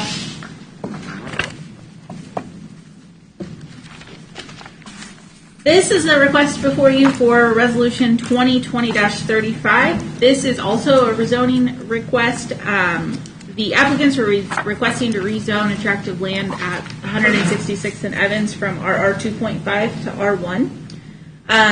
Staff was not supportive of this zoning request, primarily because our sanitary code does not support 1 acre lots. As you will notice in the staff report and in the exhibits that were provided to you, the subdivision neighborhood that this property falls within, while it's not zoned RR1, 1 acre lots, the vast majority of the subdivision is on 1 acre lots. The developer was requesting to continue that zoning onto Evans Road and to continue the through street and to develop that remaining 14 or 15 acres or so. But again, staff was not supportive of this request because of the sanitary code. It would require pretty significant modifications to our sanitary code, which would have to be approved by the state. There's an email in there from Rachel with KDHE regarding that. It's also noteworthy that the Planning Commission voted 6-3 to recommend denial of this request.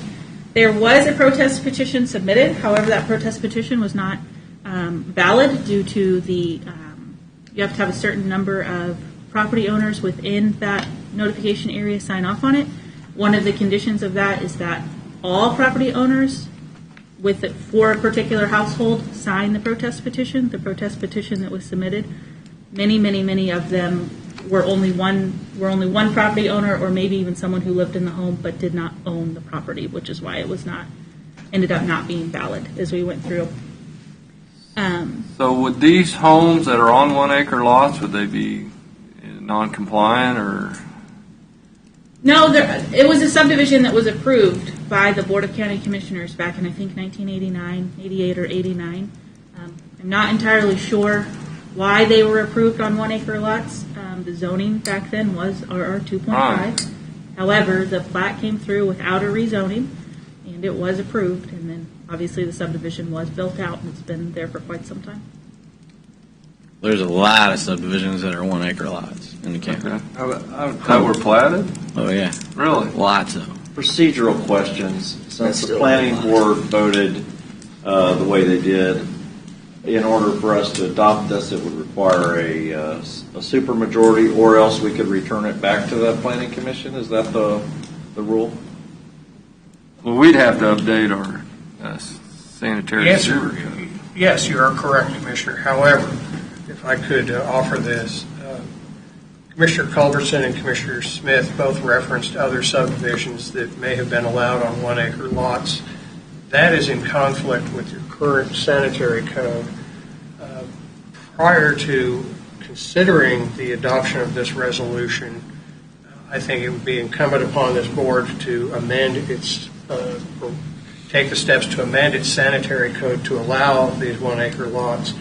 And secondly, the amendment of that sanitary code will also require, to my understanding, KDHE review. I think that step is necessary because if you were to simply approve this, it's going to be in conflict with your sanitary code, could potentially run afoul of KDHE regulations, and would more or less perpetuate the problem that was created back in 1989. That is not to say that modern engineered septic systems are not sufficient. It's simply to say that it's time perhaps to resolve the existing conflict between what your sanitary code says and what would be allowed by the adoption of this resolution.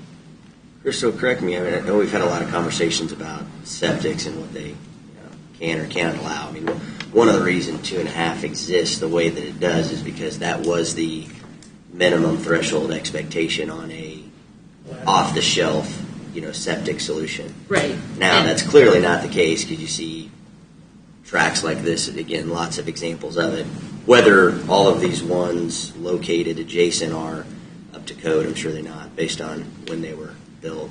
Well, so 2 things. The 2.5 acres, yes, that allows for a typical everyday septic system. It also allows for, if that septic system fails, and they do fail sometimes, that there is plenty of land area that you can replace the system without having to go through, just substantial cost.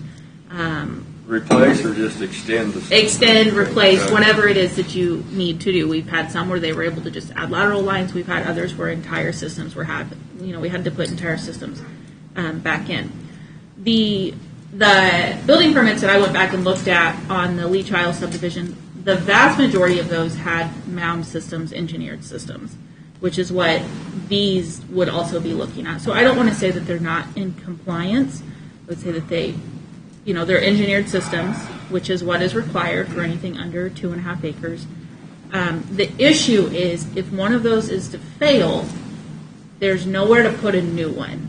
Now, that doesn't mean that the problem Economically. can't be... Right. Just realize the difference, because we talk about lots of scenarios where, again, we're thinking about, force majeure, and at the end of the day, when you're buying a home, let's say you buy a home and don't have it expected, who's at risk there? I mean, at the end of the day... Right, but when I say that there may not be anywhere on the property to put a new... I mean that literally, that there may not be anywhere on the property. That doesn't mean that the system cannot be redone. It costs... There's always a way. Again, There's always a way. It is, yes. It is a substantial... And you may end up with a house that has a non-functioning septic system for a period of time, which obviously creates a public health hazard. So how many square feet's a septic system usually? 1,500 square feet? Yeah, that's pretty typical. We'll just say 2,000 square feet. And an acre's 42,000. 43,560 is an acre. You build a 3,000 square foot home. You have 2,000 square foot of septic system. You put in 1,000 square foot garage, detached. You got to have a yard. You got to have a driveway. So. And then meeting your property line setbacks and such. Yeah, it gets really tight. Then you put your in-ground pool. Yeah. Yeah. Absolutely. Or above ground, on top of your lateral. I think what Crystal's saying is this policy, as it exists right now, the 2.5 acres, is really, it's one of those that you put in place to protect future property owners or even the people who are building the home, which then creates some challenges for the developer. Because we do have a lot of people who move out into the county, it's their first time living on a septic system and don't even understand that they have a septic system. Again, I think your point is it's, buyer beware. You have to educate yourself. But we do have some policies like this that are really designed to protect the uneducated buyer of these properties. And by uneducated, again, I mean that they aren't familiar with septic systems and how they work and what the cost to replace them may be. So I think that's probably where this all came about. And if it's throughout the history of the county, clearly they have ignored that, because there are, like Commissioner Culbertson pointed out, there are a lot of 1 acre tracts out there in the county that have homes on them. So it's just a policy. I think what we would say from a county's perspective or from staff's perspective is, if it's a policy that the board believes is outdated and are going to allow exceptions to, then we should update the policy to allow this so that everyone has the same, the same ability to develop. Well, I think we do. The other thing is on the sanitary sewer, if you're considering approving this, you have to update that sanitary sewer code. The state is aware of it, which then opens up our entire sanitary sewer code for review, which we don't think is a problem, but we'll have to send it to the state and get that approval. So today I would suggest that your options here are to either table this until we can get our sanitary code up to date to allow it, or to deny it completely, or to direct us to amend both the sanitary sewer code and the policy that allows for 2.5 acres to be include 1 acre tracts. One thing I think we're getting confused about is the state allows 1 acre to be the minimum size for a septic system if it's on an engineered system, depending on the soil type. I didn't look at the soil type, but evidently this is not one of your soil types that doesn't allow septics, because there's some soil types that just don't allow septics. Yeah. So as long as it's a good soil type, a septic-friendly soil type, the 2.5 acres doesn't come from somebody sat down and figured out that's the absorption rate for the area involved for a 4-bedroom max. It doesn't have anything to do with that. 2.5 acres simply came from, that is the smallest incremental size parcel that can be described by the Kansas GLO state plane coordinate system. The northeast quarter of the northeast quarter of the northeast quarter of the northeast quarter of Section 2. That is the smallest incremental parcel you can describe, 2.5 acres. That's where 2.5 acres comes from. Doesn't have anything to do with how much lateral field you can put on a parcel before it fails. 1 acre is what that is. So there's two different things going on, I think. So as far as our county sanitation code, we can't even factor in a 2.5 acre into that. It has nothing to do with that. So well, our code, we need to figure out. Our code, which does have to be approved by the state and has been approved, our code specifically says 2.5 acres is the minimum. Right. So we have to amend it. But what I'm getting at is the 2.5 is an arbitrary number. That as an yeah, that was just a right. Sure, Yeah. I'm just saying we do have to take it. Yeah. We have to. We take use it forward. that, but that's a limitation. With You're saying it could be changed. Yeah, it has nothing to do with the absorption rate or the soil type or I think it anything. needs to be changed because we've got all these lots out there that are on 1 acre. Well, and to your point, there are a lot of soil types out there that 2.5 acres isn't enough. Sure, and that's what I'm saying. As long as the soil type's good, 1 acre is really what the absorption, KDHE Yeah, if it minimum meets a requirement is. KDHE requirement, then again, I've made the argument lots of times the county shouldn't be superseding the agency that's in charge of the management of that policy. And that's what I'm getting at is we've superseded the 1 acre with the 2.5, and the 2.5 is an arbitrary acreage. Has nothing to do with a septic system absorption rate or fail or pass or will it work or will it won't. 2.5 acres wasn't determined by anybody to be a minimum size for a septic system. 2.5 acres comes from a legal description. That makes sense. Now I have a question for you. On the 2008 comprehensive plan that we're operating under, compared to the new comprehensive plan that we're about to adopt, this location, my understanding is that in the new comprehensive plan, it is designating that this area would be allowing 1 acre lots. Is that correct? So actually, the new comprehensive plan calls for 3 units per acre, which would obviously be significantly denser. But at that point, yes, we have to have sanitary sewer. But you're saying that area does support higher density via the plan. Yeah. Yeah. Mm-hmm. So, but the infrastructure doesn't support the plan. So that was most of my question on what if it fits in that plan. And then the other thing is, when they're looking at those parcels in that process on the comprehensive plan, are they looking at some of these issues of the sewer and that kind of thing and infrastructure? Yeah, so there was a pretty high level overview of the existing infrastructure. We don't have a master utilities plan. As you know, we were doing a comprehensive land use plan. And again, those things were taken into account, but they're not, it's not a one-to-one correlation. What Mr. Van Parys stated earlier is that you want to generally follow your comprehensive plan, but it is not necessarily an exact science. That's what we're talking about, where sometimes you have to make modifications because of existing conditions. We did reach out to the city of Basel to ask them whether or not the extension of sanitary sewer was really feasible to this location. Those are not their plans at this time. You have to go uphill, so they're looking more to the east and to the south of this property. Now, that being said, they said if they have a developer who came in and said, I really, really want to run sanitary sewer to this property, so I can put in 4 lots per acre, the city would be supportive of that if the developer was willing to bear the cost of that burden. But this is not the direction that the city is currently going. So they did not have substantial objections to this development at the 1 acre lot. And like I said, staff, our primary concern is the sanitary code, is that it would need to be amended, and that this obviously would be a very significant change in direction from what we've been doing for the last 30 years or so. Is the Quail Walk subdivision, is it all septic? You're talking about Ginger Creek? Ginger Creek sewer. No, what's this Quail Walk? This one up here in the northeast corner of the intersection? Oh, yeah, that's septic. It's all septic. I mean, I'm just saying those are pretty small tracts. The other phase, isn't it? Yeah, that Ginger Creek is that a sewer district? 5, yeah. Sewer district. It's just Quail Creek, but okay. Or Quail Walk. That's the one that's a sewer district, right? We're trying to get the Baser's looking at possibly, futures.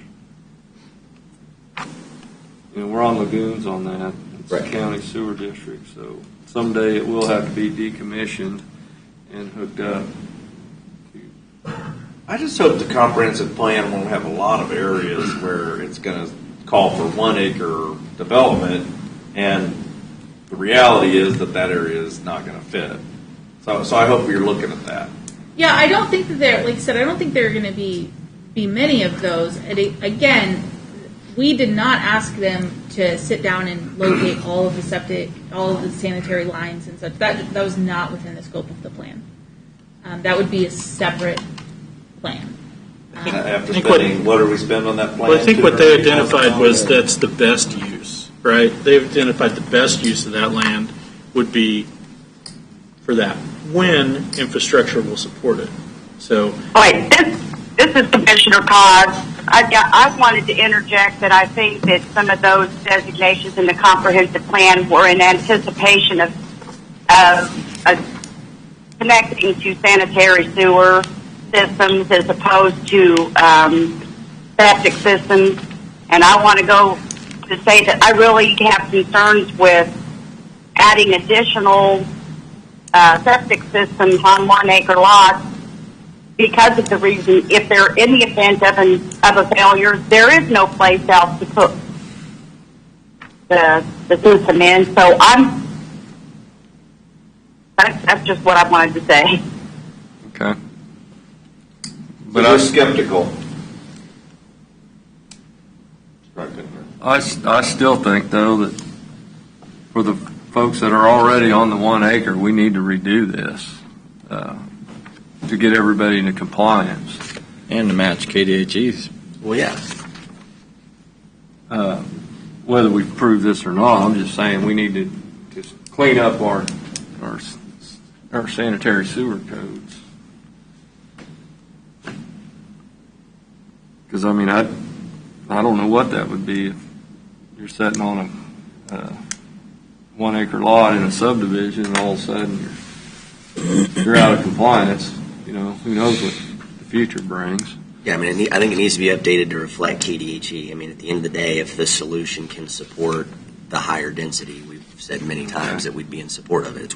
It's where you put it, and in this case, I mean, it is contiguous. It's and not far from another. Nearest city is Bayshore, so 20 years from now, if Bayshore expands that much, and they come out and they want to annex this area, and this is a hypothetical situation, do they force people to go on sewers then at that time? There are people in the city of Bayshore right now that are not on the sewer system, that have septic systems. Well, I just want to make sure everybody's protected. They'd be grandfathered in. Okay. I can show you lots of places been annexed, no services have ever been provided by a city. What? Yeah. Okay. There's several in the city of Leavenworth as well. Okay. All right. Well, just, typically when you annex, you provide services, so I wasn't sure. Isn't that the way it works? That makes too much sense. Okay. All right. But a lot of the argument or concern has been around we're almost trying to take the position like we know as much or we set KDHE policy. KDHE they've done that. So in my opinion, that's not our job to do it. So we need to update that policy to reflect it anyway. Okay. And, without approving the comp plan, it's going to public hearing next week, so it really doesn't, until we approve it, we really don't know what this area is going to be, correct? We know that until we approve it. We know what the where it is recommendation right is, but now. we don't know, yeah, right. Yep. Whether it changes. So. And under the current plan we're operating under, it's not recommended for 1 acre lots. Correct, under the 2008 comprehensive plan, I'm pretty positive it's 2.5 acre lots. So if you're going strictly by that, which we don't typically go strictly by anything. But again, 2.5 was a number selected not because of the statistical reasoning. It was no scientific research put into the lowest number that's absorption generally been used as far as. Exactly my point. And we're in conflict with it. KDHE. It has done all that work and said, if the soil type's right, you can engineer 1 acre. So maybe if we could get a motion to update our the sanitation policy so that it would address 1 acre lots that are already existing and any future ones, that would be the first step. So if the board supports that, if we get a motion, direct staff to do that and get it submitted to KDHA for approval, I think that would be appropriate for the first step. So moved. Second. Have a motion and a second to update our sanitary sewer code and submit it to KDHE for approval. All right. Any further discussion? Voting? Aye. Aye. Aye. Aye. Commissioner Cox votes aye. Okay, so then the next one would be the consideration actually of the rezoning. And again, I don't believe it's possible to approve it today because that sanitary sewer code has to be updated first. So it would be a table or a denial would be the next appropriate action, I believe. We could return it to the planning commission too. Could return it to the planning commission as well. Mr. Stephen, I would simply offer this. Returning it to the planning commission, I believe, may not really serve a purpose because if it's tabled, that would be for the purpose of waiting for the revised sanitary code to be approved and adopted, which that doesn't go to the planning commission, does it? No, it does not. So sending it back, really, you're just parking it with the planning commission. So we have to amend our policy. That policy will come in front of the board for approval or denial. If approved, it would be submitted to KDHE state. And that timeline to hear back as far as our new policy is not 24 to 48 hours. It's what? Any idea? Weeks, months? End of the year. Commissioner, my suggestion would be submit the proposed policy to KDHE prior to adoption. Oh, okay. So that you can We're going to shave a week off of the 2 months it's going to take? possibly. In the meantime, our comp plan will be approved. Right. And Commissioners, I would simply Or not. offer again this. If you were to approve this today, you'd be approving a subdivision that's in violation of your adopted sanitary code. And while it probably would not cause any complications for any property owners, it could. So I think the course of action being suggested is advisable. What would be the recommended length as far as tabling goes? I think 90 days, that would give us time. I don't think it will take us terribly long to go through. Kyle's already been looking at it in anticipation of this, and then that would give KDHE. It's not a public hearing, so it doesn't have to be tabled to a date certain. You could just table it, and then as soon as it comes back, you could pick it up off the table. All right, so we don't have to select a December date or a January date, or it's just. So the other option would be you can't set a January date. If we take the other issues, which there were other issues besides the ones that came up, say we decided the other option is that we simply, if we took a vote and there wasn't 4 votes, then it would fail. Is there a valid protest petition? There's not a valid protest petition. But the planning commission voted has to be unanimous. recommend So you have to have a denial. supermajority, correct? No, it has to be unanimous. Not with 5 commissioners. With 3 it does. Supermajority. No, I mean the planning commission had to have voted unanimously to deny it. Oh, for us to before have a supermajority. it's got to be a supermajority for us. Since it wasn't Is that right? unanimous. I think if it's a recommendation. I think it's a recommendation for denial. Again, the merits of this rezoning, I think, really should be discussed or considered by you after the issue of the sanitary code revision, so that whether you were to approve it or deny it, at least you've taken care of the sanitary code issue, because your sanitary code is no longer really being followed, and it needs to be revised. And secondly, it would at least allow you a clean decision, yay or nay. The merits of the rezoning are still before this board. The Planning Commission conducted the public hearing, but the consideration of the proposed rezoning is before you. What I think Mr. Lawfrey and Crystal and myself are recommending to you, what we are recommending to you is, since the sanitary code comes into play in this, and the sanitary code is in conflict with the proposed rezoning, before you consider it, let's take care of the sanitary code issue first, and then bring it back. But I just want to get it clear, the procedure is, since the Planning Commission did recommend against it, in order for this board to approve it, we would have to have a supermajority, which in this case would be 4 votes. I think we decided that's not accurate because of how it. Commissioner, I'll look into that. I'm not certain if that is accurate, but again, that may be a virtue of tabling this matter to allow the sanitary code to be fixed and that issue resolved. So along those lines, though, so whether it's a unanimous planning and zoning result that would dictate a supermajority, so I guess that's the question versus a recommendation. Secondarily, the property owners that submitted the protest, I'm assuming they would have had no problem getting those signatures. They just didn't understand the letter of the law that it has to be everybody in that household. So that's probably an oversight. So with this being tabled, would they still have time to submit? No. The period of time to submit a protest petition begins at the conclusion of the public hearing conducted by the Planning Commission. That timeline has expired.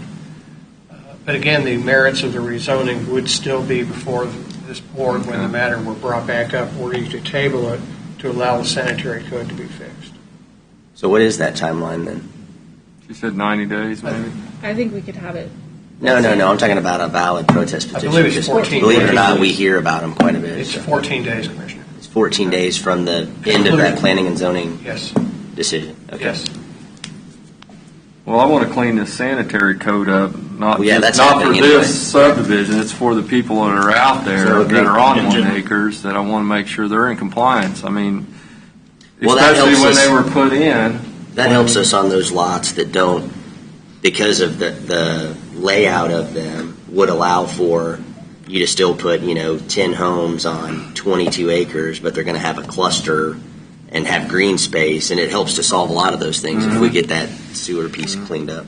Well, no pun intended. They were they were approved by a board that didn't follow policy. No. So I want to get it fixed. Get out of town. So that there's no surprises in the future when these folks sell their home or they have a failure. I agree. That's where I'm at on it. Nobody wants a surprise. Nobody wants a surprise. Yep. So then I think you could just table the.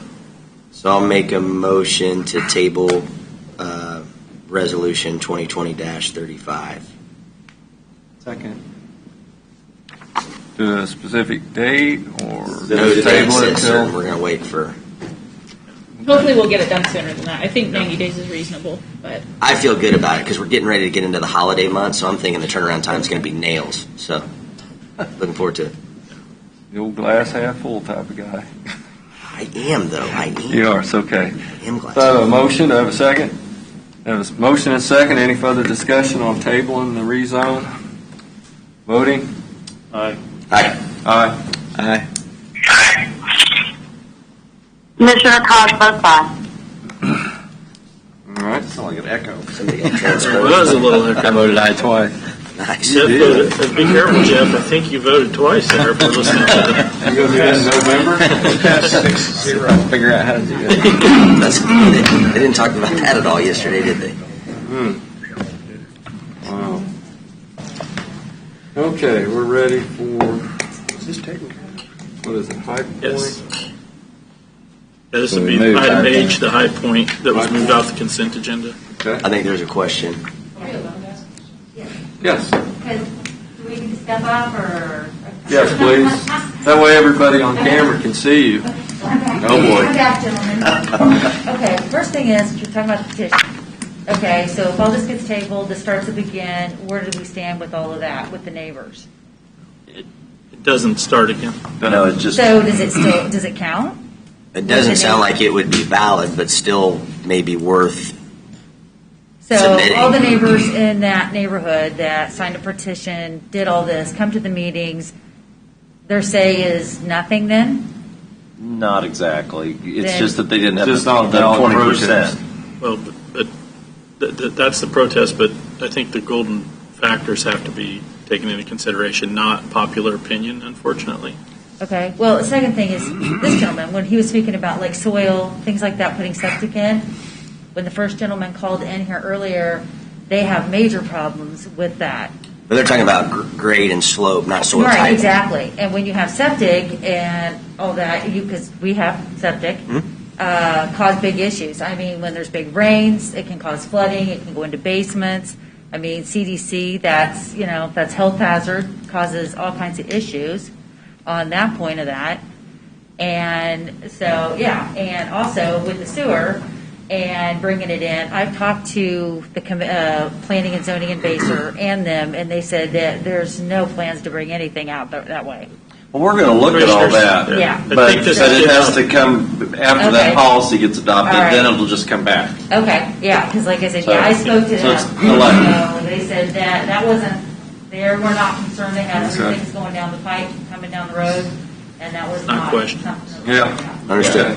So. All right, but thank okay, you. Thank you. No, thank you. Okay, now we're ready for High Point. Do we have another Public comment. comment? Over. Just a question, not a statement. Because our public comment portion of this is This is a over. question. If this does go through and it is approved for 1 acre lots, am I going to be able to sell my 120 right next door and be able to do the same thing right there? Could you follow a similar process and go in front of planning and zoning and try to get for? No, you don't. I mean, I'm connected to that. What's that going to look like when all Maybe. this is You'd coming have to in? check with planning and zoning. I mean, Okay. There's a lot involved, so the answer is maybe. Okay. Obviously, you don't want to do that, though. Oh, maybe. No, but I mean, maybe part of it. All right. Entrepreneurship. All right, we're ready for High Point. All right. Do you want me to Yes. introduce this a little Sure. bit? So, what Mr. Herring alluded to earlier, and what we are here to discuss further, is specifically the final plat requirements and the comments made on the final plat regarding driveway access and access points. So going back to the statement that was previously made, staff is trying to follow policy and to prevent the surprise of a future property owner not understanding current county regulations. And so the final plat is defined as a map of a subdivision of land prepared in accordance with all state statutes, local subdivision regulations per our county subdivision regulations currently.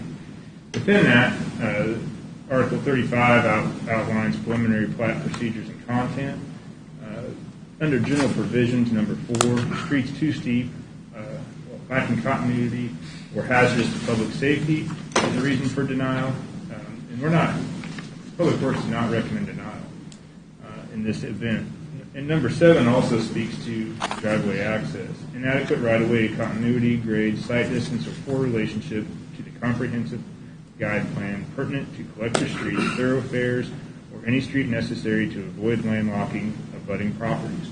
And so we don't want to landlock abutting properties under the current access policy when we are looking at minimum road frontage lots.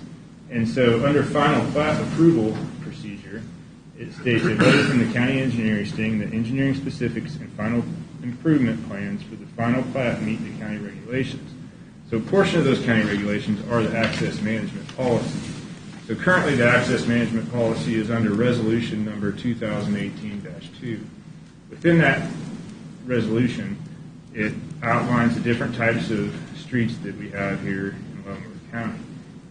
Currently, we have arterial, major, minor, collector, major, minor, and local roads. This plat is on a local road, and it has 330 feet of road frontage. So we have a separation distance requirement between driveways of 125 feet. We allow 2 driveways on a parcel of land. And so when you take, and we don't have a property setback requirement from a side property line for that, for a lot. So if you have you have 8 lots in this subdivision with 330 feet of road frontage. So if you look at 3 lots, we'll break it down to 3 lots. If you're on the south lot and you put a driveway in on your north property line, and you're on the northernmost lot, and you buy your property and you put a driveway in on the south property line because that's where you have the line of sight requirements.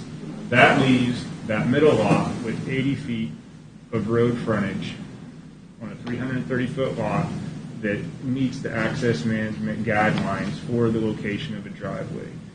In this specific location, you have some rolling hills and some line of sight locations that would not meet the current access management policy for sight triangles.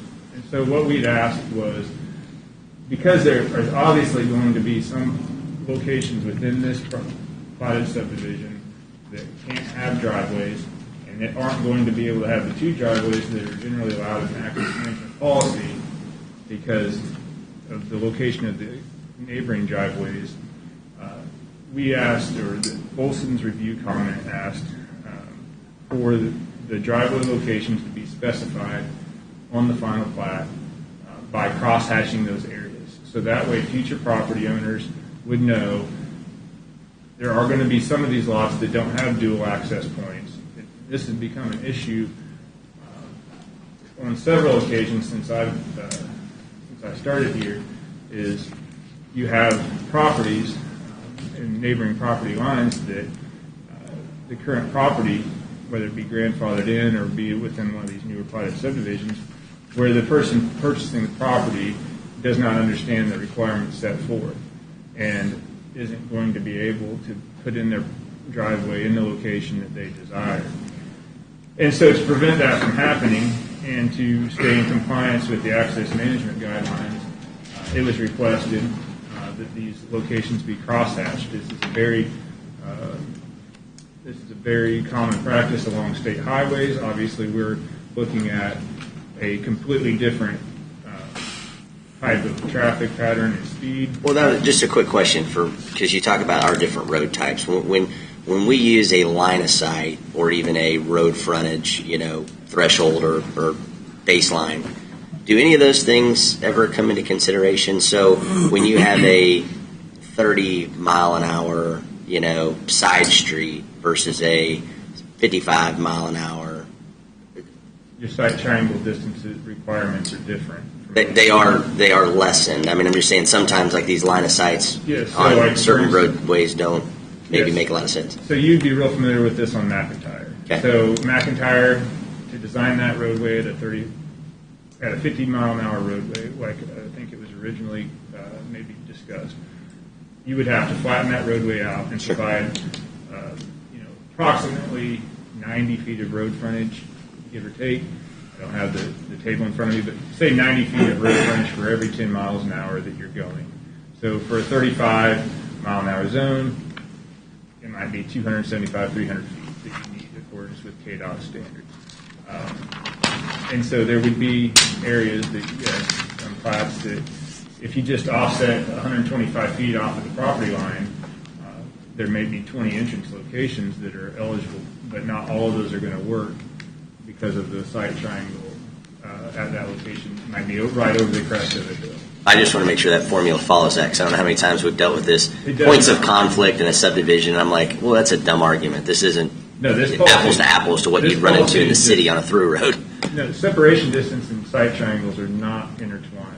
Okay. So one, I believe, site triangles are an engineering standard. Separation distances can have more to do with maintenance requirements. You don't want to keep some drainage separated. Could have to do with density of the zoning from previous comprehensive plans. I'm not here to argue that this is the only policy that is acceptable within a development standpoint scenario. There are other policies that are more restrictive and less restrictive that are being used within Northeast Kansas. This is our current county policy. Sure. And so under current county policy, we need to provide that information to a future buyer to say this is the eligible locations for access for your building permit, because you may not buy the property if you don't want to have your driveway, or you can't have a second access point for your shop, or maybe you have a horse and you want to have a second access point for some agricultural use on a 5-acre, 10-acre property. Yeah, I mean, I just want to understand that piece of it, because I'm always concerned for the consumer within reason. At some point, people need to be accountable to themselves. Don't get me wrong, we can't be everybody's parents at the same time. Like, just trying to understand, you wouldn't want down the road someone to buy a parcel that ultimately didn't meet access management, so now they've got a non-buildable lot, and at no point in time was that ever disclosed, and it was, unfortunately, they were the last one in on an 8-lot development or whatever that ends up being. So that piece is one of it. On the policy side, I think it's understanding, again, helping to understand our current policy. But I'm also looking for some guidance here as to when something goes through planning and zoning and all these discussions happen, seems like when it comes in front of the board, there could be certain conditions that need to be met ultimately for us to approve it. But I'm always confused when something already takes months and months and months to even get to this point, and then ultimately we may go backward in time, and when we do that, it creates 60-day delays or 90-day delays inadvertently. That's just the process that we have. So when things make it through planning and zoning, when do they move from the agenda to consent agenda or get sent back to planning and zoning and understanding that piece? And then ultimately, is it being sent back because of current stated policy and just the unwillingness of our applicants to follow it? Or is there confusion from our applicants? So. I'll answer one portion of that, and then I'll let Crystal follow up about when they actually come to the policy. But we actually currently have 2 plats that are eligible to come before the board on the consent agenda, and these comments have been in place for periods of at least 45 days. And it's not a considerable amount of work to provide the information that's been requested. In many cases, it's less than an hour or 2 hours worth of additional time by the contractor who's doing the work. And so we have provided that comment to them in a reasonable time frame. They've had a reasonable time frame, extremely reasonable in many cases, to provide that information to the county. From a review perspective, back and forth, we've even met with Mr. Herring probably probably 30 days ago. I don't know how long it was, Joe, that we met, but and there's a disagreement of maybe what the requirement is, but I will let Crystal speak to when they actually come to the. So, Commissioners, on this one in particular, this comment was first made on August 4th. So, well over nearly 2 months ago now, this comment was very first made. This board has tasked staff with trying to ensure that things get through in a timely process. So one of the things that we have done, as opposed to holding this up and saying, no, you haven't given this to us, we had repeated the comment.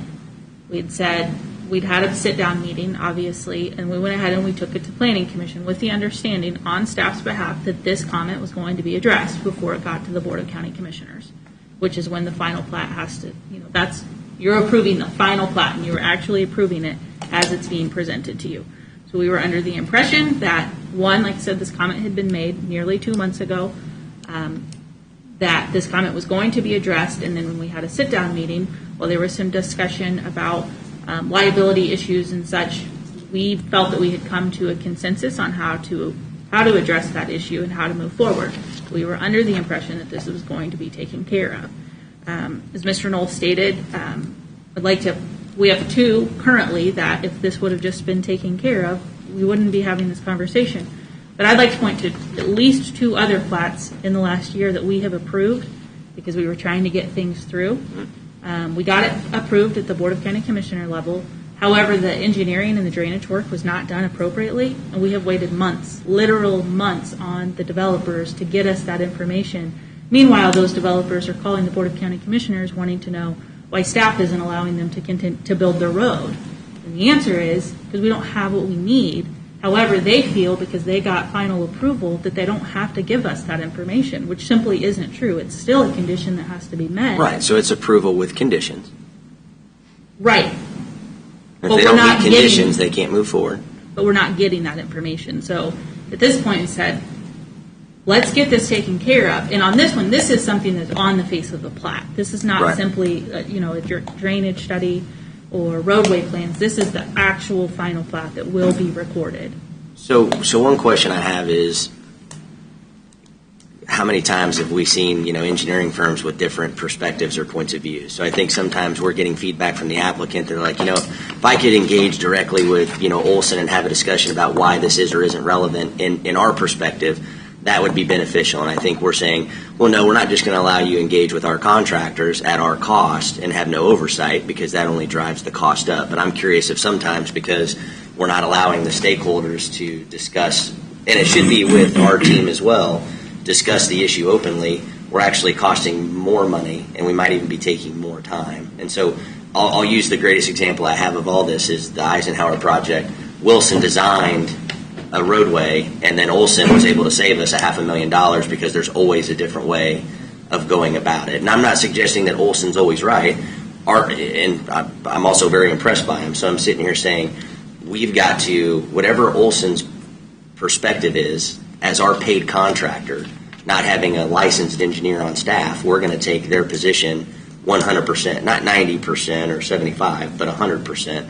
And then it seems like it's creating either some confusion or the inability to say, hey, are these 2 conditions critical to, again, the design of the roadway? And in this case, it probably is. So if they want to sit there and not be able to design a roadway because they're unwilling to meet conditions, that's on them. Well, I think that in many circumstances, we do have set up meetings with the applicant and Olson and myself and Crystal in order to discuss issues.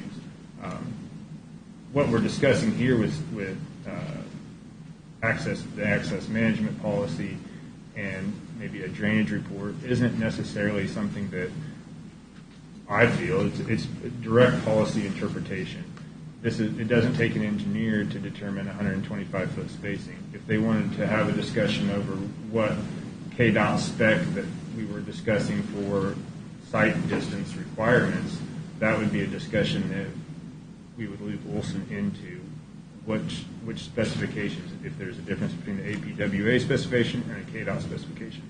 If there is a question over what drainage areas do we need to show draining onto a neighbor's property, well, well, we're going to go off the contour maps. Yes, that there is different drainage outlets at location in an area. If there is a question about slopage, like on a recent plat, there was a 4-to-1 slope.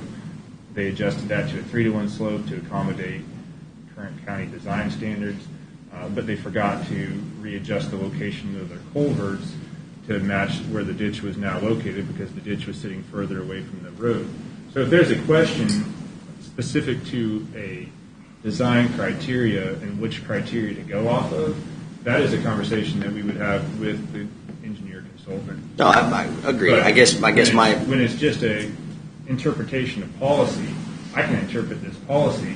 It doesn't require us to allow an applicant to talk to Olson and bill us when we're talking about spacing requirements. Now, if they want to discuss what the site triangles are, that would be a conversation that we could loop in. But to allow individuals to independently contact a contractor that's going to charge us in the event of a Lenape sand plant SUP application or something to that extent. Well, let's charge the applicant. If they want to talk to him directly, they can do it at $150 an hour. That's the other side of the argument.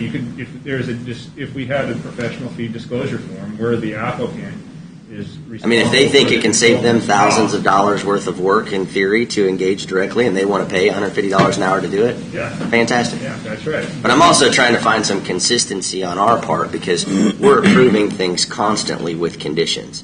If they don't meet the conditions after the fact, that's on them. So at what point is the board's only going to approve things that have been completed versus conditions? Because it sounds like we've got stuff sitting out there that conditions haven't been met, and that's at their expense, and they'll sit out there. The conditions are the conditions. Yet certain instances we're saying, well, not everything's done to our satisfaction, even because the conditions haven't been met, so we're going to send it back. Instead of saying, hey, we're actually okay with this, provided it meets conditions. So we're inconsistent in our own way of doing it, regardless of SUPs or plats or anything else. It seems like I could be wrong, so that's what I'm trying to figure out. I think in this case and in the other case they're talking about right now, when you're talking about a final plat, there are certain things like they were just mentioning that have to be done for it to be final. You don't adopt a final plat with the condition that they'll finish the plat, right? Otherwise, you could come in with a preliminary plat and go ahead and approve it with the condition that they finalize it to the standards, and then it becomes a fight between staff and the developer sometimes on what is that, what was considered, what is the condition here.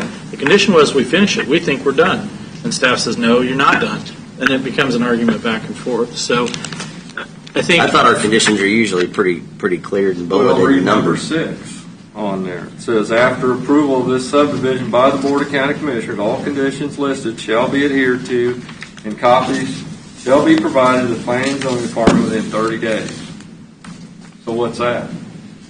That's a standard condition that we put on everything, and this is... Then why didn't we approve his today, and then he's got 30 days to correct this, make these changes? That is something where, if we were talking about a study, not the actual face of the plat. Say that in the drainage report there were miscalculations in the drainage report that were being fixed, because the preliminary plat doesn't get approved by the Board of County Commissioners. The final plat does. So we have this separate document. So what we're talking about today is the actual plat, the actual document, and ensuring that the items are listed and labeled on there. It could also be, say we had a plat that came through and there was a number that was transposed. That's very easy to fix. That happens sometimes. So, hey, you need to fix that transposed number. We're not going to hold this up because you missed your 0 and your 5. So you've been talking back and forth. So what's the holdup here? Why didn't this get done? Why won't we get it? Absolutely. Come forward. Joe Herring, Surveying, 315 North 5th Street. Take this off. They are correct. We did have a meeting. The holdup is it is a complete difference of opinion on what should be on the final plat and what shouldn't be on the final plat. I understand that showing driveways in a situation when you're on a collector arterial high traffic road, maybe you only have 200 foot of spacing for driveways, you're going to have some driveway issues. We're on a half mile of a gravel local road, 2,640 feet. We want 8 driveways. They have the potential to ask for another driveway. See, I didn't even know we did that, because I've had questions about that. I don't know how many They times have over the about not potential. even being able It's to just do the that potential. anymore. They have to apply for that other driveway. Right. Plat is guaranteeing that every lot has access. That is what it's doing. It's a half-mile distance on a gravel local road with 125. I gave them a preliminary plat. I showed them 20 locations. These are potential locations. I was like, I'll show them all day long on my preliminary plat. If we're going to determine that it has to be shown on a final plat, and I'm tasked to show the location, and I'm tasked to come up with the verbiage of liability, it's going to say that location of driveway is approved by Public Works. I adhere to no responsibility whatsoever saying that that driveway location is the safest place for you to put that driveway. I'm not taking on that responsibility. That is Public Works. Joe, you've done as many plats as anybody in Leavenworth County. Do you always put driveway locations on them? Never have placed, other than a restrictive statement of a corner lot, state highway. And I'm not saying that's right either. I'm just asking the question. So you're saying to date you've not had to show driveways. And to praise Vicky, Ms. KAAZ on this, Commissioner KAAZ, somebody's going to be the first to do it. And absolutely. Hi, John. But let's get it defined in a policy that's not an interpretation of a policy. Can I respond? Yeah, absolutely. So it is an interpretation of a policy, but the policy is clear. It is a half-mile roadway. So if you have, this is first come, first served. This is not residential driveway spacing. This is driveway access spacing. So the current policy is you have 125-foot spacing between driveways. We're not talking about he's implying that it's 8 and that there's all these locations. If a person buys the property first, it's first come, first served. So if there's a person on the north and a person on the south, it leaves you 80 feet in that middle lot. Right, if they cheated towards the other property lines, I understand. Within that 80 feet, there is not a process that says, because this is approved plat, staff can arbitrarily make the decision to move that 150 feet up the hill. So what we're asking is, put these locations on the plat, because the 330, either that, or maybe our policy needs to be adjusted, just like we discussed the 1 acre policy. But under current policy, you could landlock a parcel. It is very feasible on a hilly section of roadway. If someone puts a driveway, residential driveway, or an access point on the north property and on the south property, that 80-foot section, there's no saying that's where a driveway could go. I'm tracking that. That all makes perfect sense. And I get into this 20-year comprehensive plan I see from these cities that never come to fruition. So we're trying to predicate the future. To your point, what I'd rather see is, again, the very first person that buys a parcel, or the first two, north and south end, they may want to go against where those driveway locations were as a part of their building permit process. I'd love to see a scenario where again, I'm agreeing with everything you're saying, but at the end of the day, if they put in 7 locations that makes the last lot unbuildable, I want that to be on the builder, and that's what you get for not following a good access management policy. That's on you. If you can't figure that out, that's poor management, that's poor business. I'm not here to make sure that you're successful as a developer. I'm here to help build homes and try to make it as easy as possible, but also as safe as possible. So we get into this balancing act of, am I starting to do someone else's job? And if we know that there's enough room for 8 parcels, but it's contingent upon driveway locations, I don't know how quick they're going to sell or where those people are going to put their driveways at the time they build their home. So at some point in time, there could be a moment of conflict, either on the developer or the current landowner. Again, if I go buy a parcel, shouldn't that be a part of my due diligence to figure out if I plan on building a home and I'm not just using it for camping and recreation, where the hell I put my driveway? I'm just trying to figure out what is our responsibility versus a responsible purchaser of a property. And then again, if you've never done it before, that's not a good precedence. If this is going to be our precedence going forward, then I think we should make it clear in the policy, and everybody should do it. And I don't think that it's. I don't think that it would be pertinent on every single property necessarily. If you have a half mile and you can see all the way down, then where it's totally flat and there's no undulation. You could tell a person they can't have a second field entrance driveway or going to their shop. But in a situation where you're making buildable lots for residential purposes, and you have this scenario currently, I mean, we could change the spacing to 20 feet. Or we could say there's no spacing requirement as long as the location meets the site distance requirements for the speed limit of the roadway. I'm not arguing, I'm not trying to make a point of. You're saying this is the way the policy is. This is the way the policy is. This is the way the current policy is. You can change this policy. Well, that's what I'd rather. I'm more interested in talking about policy instead of trying to solve one-offs, because I'm already, in my mind, I don't know the road, which is my fault, but I'm like, the site limitations on a gravel road of which you can't see what you're doing anyway because the dust is up around you and the driver in front of you, like, the whole thing's a mess as far as site distance in comparison to, certain other roadways. So, right. And this is a local road. At other locations similar to this, had them approved and you didn't comply with this? This has never been requested on a plat of this nature. And I would agree with that. We asked the road superintendent and the assistant road superintendent often to do site visits to the locations that the plat applicants are applying for these locations. The property hasn't been pinned at the time that we did the site visit, and with the current policy, it is very hard to go out there from a field perspective and be do a review, a high level review in that, and measure all these locations and approve 8 to 16 driveways possibly. When you have hill sections and roads, you might say, yeah, there's a place that you could have a driveway on each one of these lots. Well, does that meet our current policy? Well, our current policy is this, and that's an awful big burden to place upon a road superintendent or an assistant road superintendent, especially when you have a half-mile stretch of roadway with 330-foot lots that aren't even flagged up. And so in an event that we have a flat property where you can see a half mile, of course, you can have one maybe that has to have a center driveway.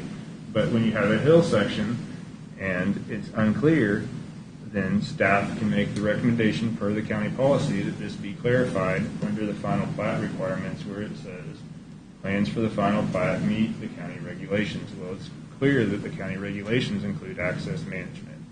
And so I'm not arguing that it's current policy. I'm just saying that our current policy is that it can be required of the surveyor or of the applicant to provide that information to the county. And Joe, I'm sure it would not surprise you that there are policies that maybe were not followed over the last couple of decades you've worked with the county. Is that fair? No. Yeah. That's pretty fair. I think one of the issues too is it's never the developer that we end up dealing with this on. It's the subsequent property owners. And some people buy lots and don't build a house for 3 or 4 years. Right, I get it. So they buy the lot, it's fine the day they bought it. But then the 2 lots next to them, or on either side of them, sell, and the people come in and put these driveways in, and now they come back to build their house, and we say, I'm sorry, now it's not, you can't. And that's what they're getting at on this particular plat. Well, I think our current policy is more worried about the spacing requirements than they are site distance and safety of where you locate your driveway.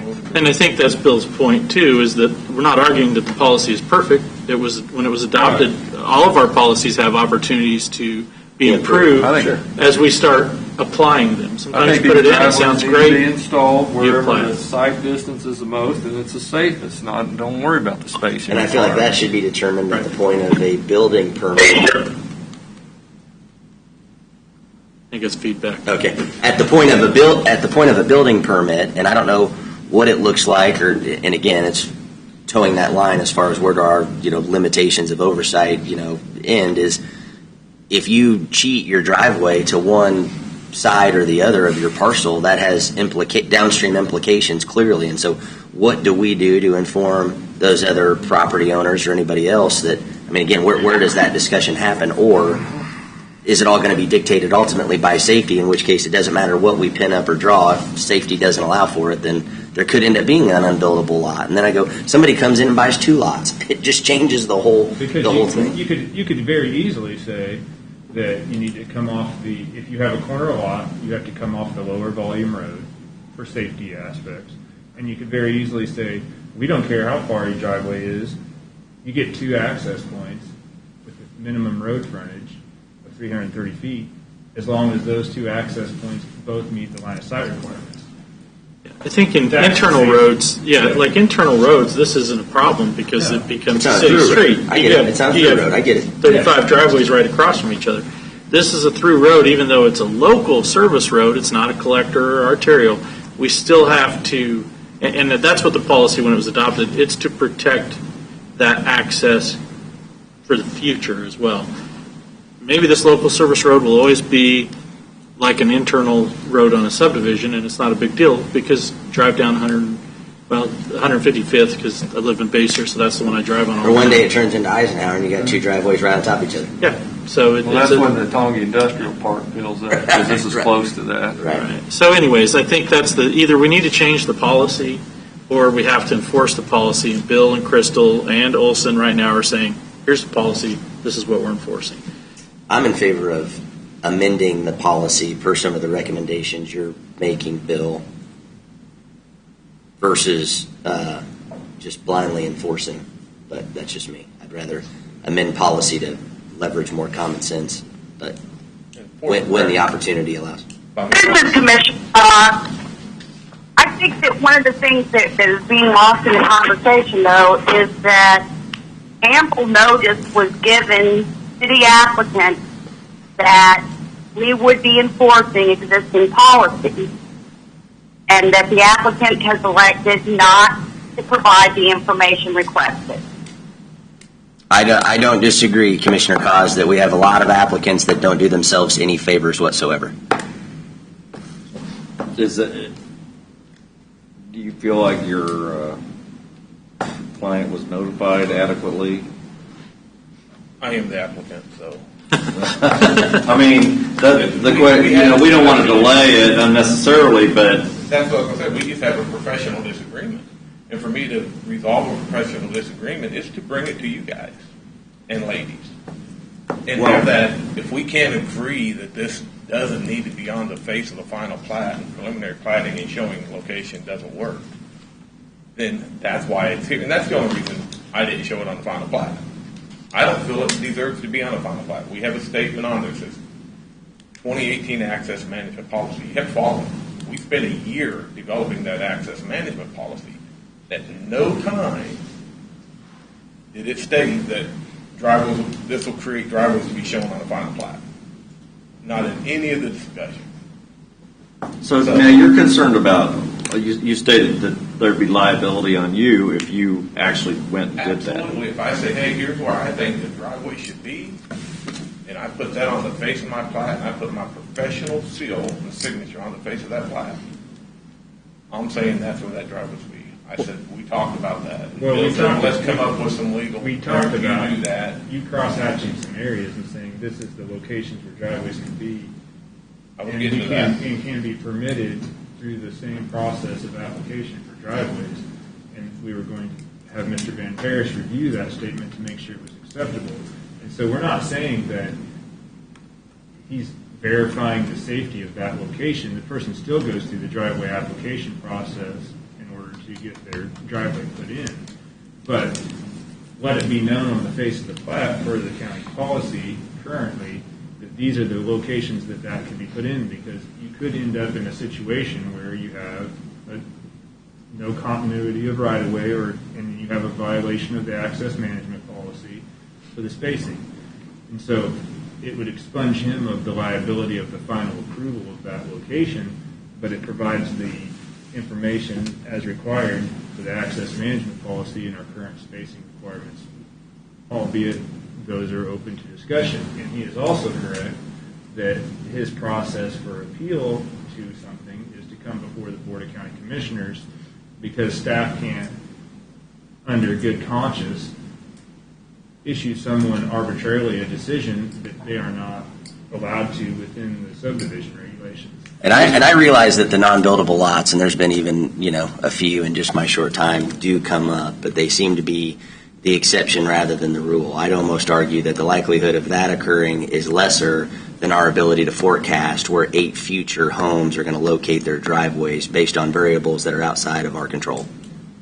I was just going to suggest, what if we, instead of having in place the specific position of each driveway, just do a red zone, based on that's your flag. It could be 100 feet here. Well, I think a zone where you can't put your driveway. That's what I'm saying. So, Yeah. so Instead this of red you can, zone- just say you can't put your driveway in these locations because I understand what Joe's saying is, the builder or the person building, it's really a lot of it's just aesthetics where they want to put their driveways. But what if where they can't put it is the safest place to put it and has the most sight distance? That's just it. That's why you got to go out there and take a look at these ahead of time. Whether you say this is where you can put it or this is where you can't put it, you're saying the same thing because you're highlighting the area. Everywhere that's not in that area, you can either put it or you can't put it. And so we're not saying that this is the only location. But You wouldn't go out there, and that's why it takes an evaluation of the location in order to do it. It's not something that you can do from an aerial or from even a drive-by with no location information on the property corners. And that's why it seems this is a little bit out of sequence, because to your point, there is so much consideration that needs to be made, but it needs to be made at the time of development, not... Unless a property ended up landlocked per your current policy. But wouldn't the red zone supersede our distance? Because you've approved it. That was another point that I made. If this information is shown on a final plat, whether it meets our access management policy or not, if he goes out and says these are the safest locations, it could be in violation of this access management policy. But if it's shown on the final plat and you approve and sign the final plat, you've offered an exception to the access management policy without having to change that policy. You see what I'm saying, Joe? And so that's a very good point. That was one of the If you points just put in there, okay, these are the red zones where it's a bad idea because of line of sight to put a driveway. So all the open areas are okay, but now you might have limited two lots to be too close for their driveways to be together, but they're not in a red zone, so it's safer, even though they're 75 feet apart and not 125. They're safer because the line of sight's good. And then in the event that the applicant comes in for the building permit, Crystal doesn't have to come to Public Works and tell the person they have to go through the Board of Zoning Appeals because they're out of compliance with this. It's shown and approved on the final plat. And you don't have to put the specific Driveway spots. locations have always been a part of Public Works. Public Works have always approved and have still and probably still do approve driveways that go against access management policy because it is in the safest position, and they noted on the permit. So are we saying? Why are we changing that process? Well, I'm trying to figure out whose job it is, because if I'm Joe, I don't want to decide where that is. I mean, personally. I don't either. Well, there's no process. You say that there's a process, but there is no process for properties that are being approved currently. There's a process for in place through county policy that allows for, I have it here, we can read it, but it's for grandfathered in properties that were approved under previous access management policies and under previous conditions. Currently, lots being approved are being approved under these current conditions. So yes, there has been, since I've been here, at least 3 instances where properties were approved 20 years ago, or are still in meets and bounds legal descriptions in unplatted areas where it violated access management policy, and so per the standard, we find the safest location for a line of sight, and we allow for a driveway because that is allowed within the policy. But things that are currently being approved under current policy don't allow for staff to make those exceptions. It would have to go to the Board of Zoning Appeals in order for that exception to do it. So by putting it on the final plat, you're allowing the person to supersede that because the commissioners have already approved it, and it allows the person to come in and say, okay, you can have a driveway here. It's already shown in the final plat. It's been approved by the commissioners. It doesn't require an appeal to the Board of Zoning Appeals at that point, whether it violates the access management policy or not. But to your point, if you don't put anything on there, the Board of Appeals wouldn't even be a part of the process, would they? I mean, if you're not identifying the driveways up front, instead they're being established as a part of the building permit process when development occurs, you're then left with a potential non-buildable lot, I realize, because of X, Y, and Z, but that's not Board of Public Appeals. It comes in front of the board, and we've done it before to figure out you're going to grant a variance to that non-buildable lot, provided it doesn't create a safety hazard. Right, so we actually had a subdivision that was approved last year, and the subdivision fronted, I can't remember what the cross street is, but on Gilman Road. And then the cross street was obviously a less traveled road than Gilman. And 163rd. Oh. And they came in well, they didn't get their permit. They built their entrance off of Gilman. And we told them, no, you can't do that. You have to move it to 163rd Street. And of course, they fought us and, said, well, it doesn't say anywhere that you have to do that. And we say, well, it says it has to meet the access management policy. And they said, well, it's not on the plat, so how would we have known that? And the only way to go around that would have been to take it to the Board of Zoning Appeals because it is a violation of policy. So that's not coming to the Board of County Commissioners. That's the Board of Zoning Appeals, which in and of itself is a minimum of a 40-day process. Now, after about 3 months of arguing with them, they did end up decommissioning that entrance off of Gilman Road, and they put it on 163rd Street. However, the argument was, well, how are we supposed to know what that policy said? Was there an existing entrance there they were using? No. So they had to get a permit? They didn't get a permit. They just built the entrance. Oh, well, then that's a different deal. It is a little harder to feel bad for people that don't follow. But if you would have came People and don't got follow a policy. permit. It's hard to feel. They would have found out if they came and got a permit. You're noticing the irony here? I'm noticing the irony. Yes, I am noticing the irony. It comes down to commission. If commission wants this note on the face of the plat, either show the driveways, show the no place, put a disclaimer on it. That's why I brought it. I want to take it off the consent agenda, have that discussion. Absolutely. You're going to get it on the face of the plat. I don't think showing the driveway locations is going to work. If you want a note saying each lot is guaranteed a single access point, and they got to come in and do, if they want to, they got to come in and have that discussion if they want that second one. I'll do that. But I think showing a red zone makes sense and would work. If we show a red zone, they can come in and contest it. Then they got to go through the BZA to get that done. They had to go to the BZA. Yeah, BZA to get that done. But if you put the red zone in there, what we're saying is it's approved with the plat. So as long as they follow the guidelines and stay out of that red zone, they can put their driveway wherever. So it accomplishes both things. It does accomplish it, but it still doesn't stop somebody from putting their driveway on the corner. The other option is we change our policy to allow for what he's wanting to do, but that takes a little bit of time too because it is a subdivision guidelines that has to go back through Planning and Zoning Commission. So if we, this has obviously gotten into a big policy issue, but for your client, that's why John ran out of here. This Planning and Zoning being able to commission, like that's why he ran. You approve it with the conditions by what Commissioner Smith read. We got 30 days to get back in. And that won't delay. I mean, that would be. Well, that's what I thought. Then it's on you. Then it's held up as long as you want it to be held up. Get it done and get it back in here. But you're going to have to do exactly what they've asked. I'll do exactly what the commissioner said. If the commission approves it as it's proposed today, it says you will meet all the conditions that the staff has asked for, correct? Is that what you're saying? I'm saying that the commissioners can add or remove conditions. Okay, I'm just saying, if we approve it as it's written right now, you're still going to have to comply with what they're asking you to do. I didn't say as written. I said they can. Right. So you're making different condition on it. Right. You're making the petition to say I would like to see this approved with conditions less driveway locations. Is ultimately your. But the staff's asking for driveway location. Correct. I'm saying I don't think that works. Just do. And he's saying he's never had to do it before. And I'm not saying that's right, wrong, or indifferent. You're just saying you've never had to do it before. Because if the county goes to 2.5 acre zoning on hard surface roads, it's going to be more prevalent. So let's hammer it out on this one. A much easier process.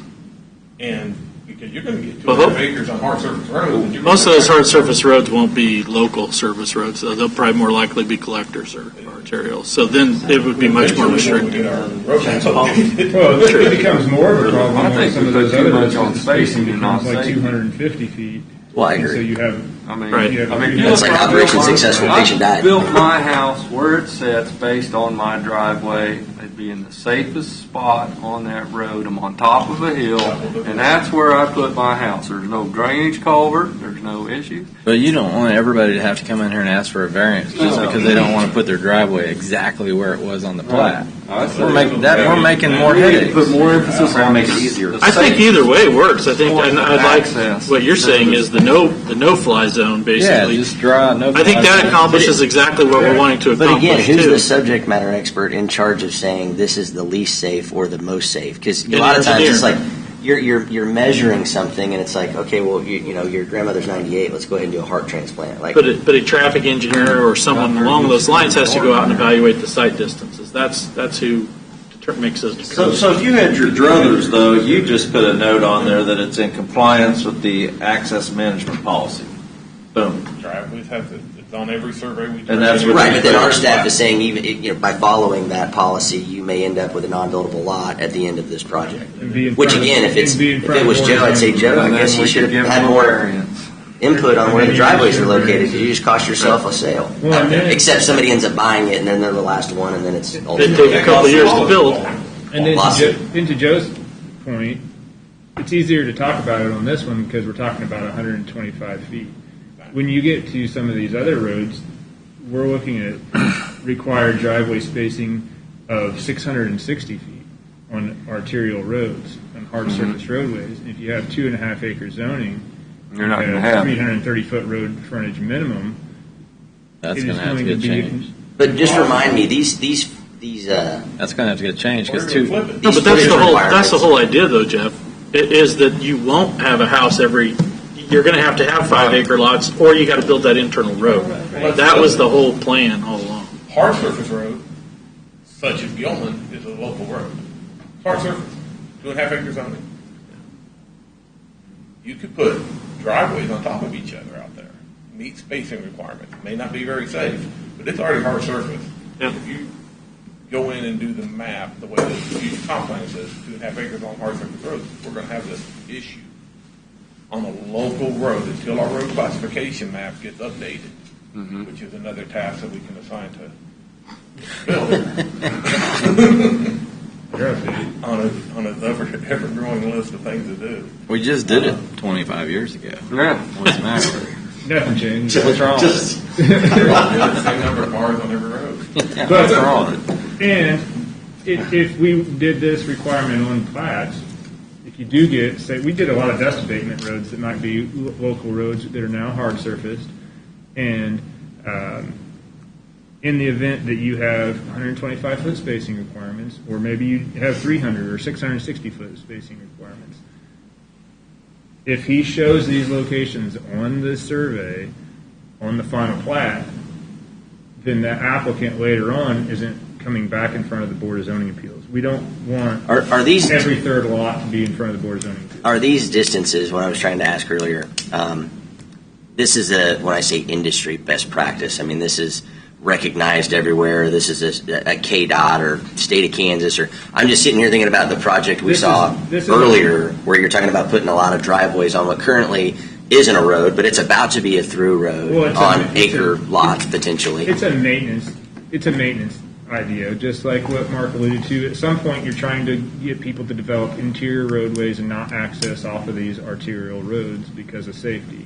And secondly, you have on a, like say Shawnee County, for instance. I'll use Shawnee County as kind of the no requirement spectrum. As long as you meet line of sight in Shawnee County and you have 200 feet of road frontage and your property's 3 acres or more, you can build on anything you want. You don't have to plat it. You just have to write a meets and bounds legal description for it.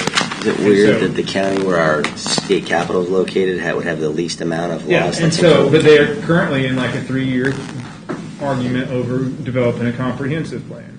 And I've attended those meetings. And so what the issue is if you have a half-mile stretch of roadway, you could have 26 driveways if that roadway is flat. Well, maintaining 26 driveway culverts in a half-mile of roadway and getting the drainage structures to all work is a logistical problem because they plug and they have issues and everything else. Now you're getting all that real estate tax. I was going to say that's about $3,500, $4,000 per home times 26. Yeah. If I were to be out there, I'd rather. It's that idea. Would you rather run through hell or walk? I mean, clearing the ditches sucks anyway. I'd rather do a bunch of lots. What they're trying to do is exactly what Mark alluded to in their comprehensive plan. They're trying to require these spacing separations because they had a long period with no development of interior roadways. And so they have all of these properties that up front are all on the highway. Yeah, and so they're trying to get these interior roadways because you end up with spaghetti lots and a lot of noodle lots that go back like flag lots where you have a lot of wasted space. And so they're trying to force development into more of a cluster development type situation where you have multiple lots accessing the main road off of one location, kind of like the cluster. Then it becomes far more cost prohibitive for the people that actually build the houses. Right. And you also have, though, the way to control the safety is the speed, right? So certain roads, if you're not careful, because of the number of driveways and conflict points, you've adjusted the speed limit down to a level that people won't drive.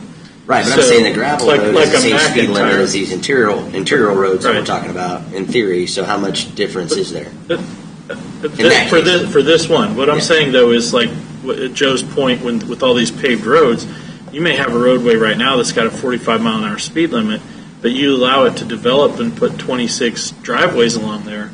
Because of all the conflict points, you have to lower the speed limit down to like 30, but people still want to drive 45 because the road looks great. It's just all these people coming off or trying to back out of their driveway or pull off.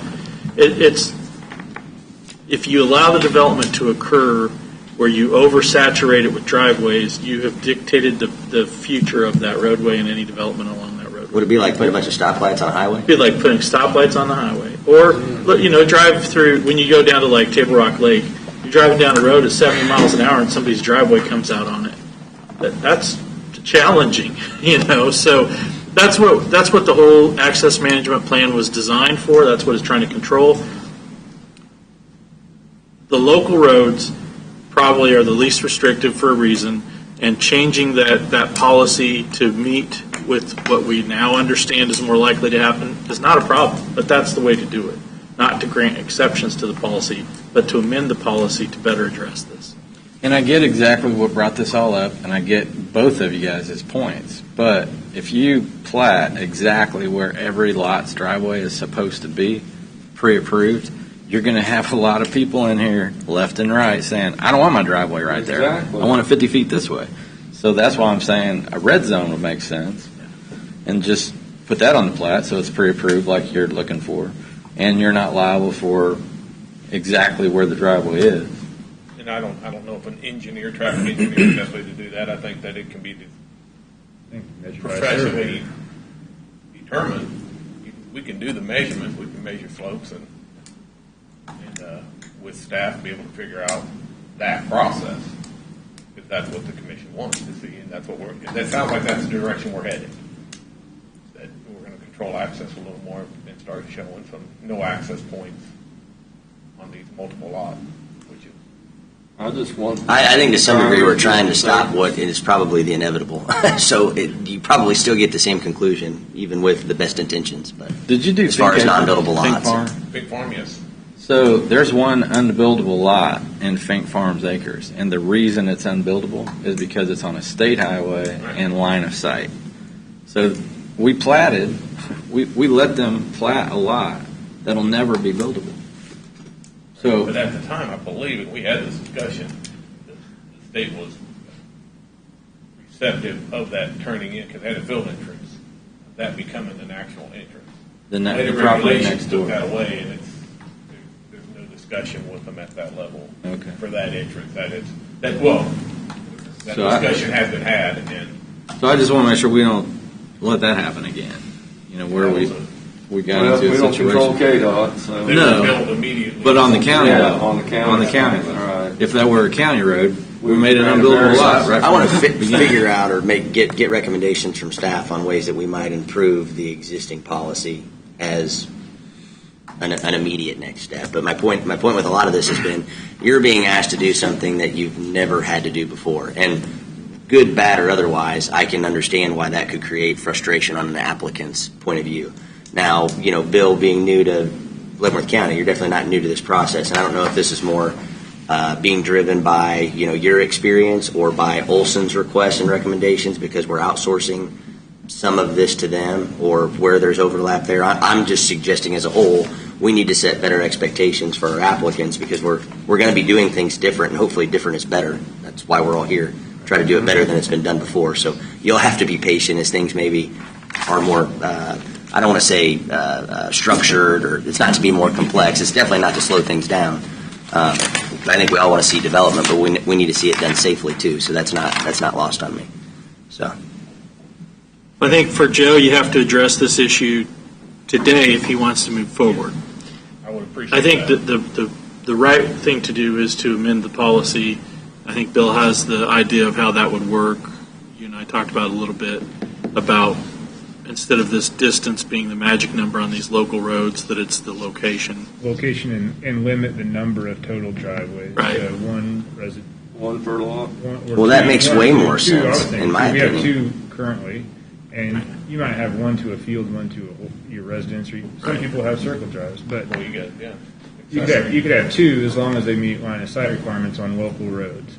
And then if the intent of the regulation is to try to limit the number of access points on, say, Evans, which was just in here earlier, then and it's a major arterial, and have the access be a singular access point for a higher density subdivision, then you leave the other regulations from local.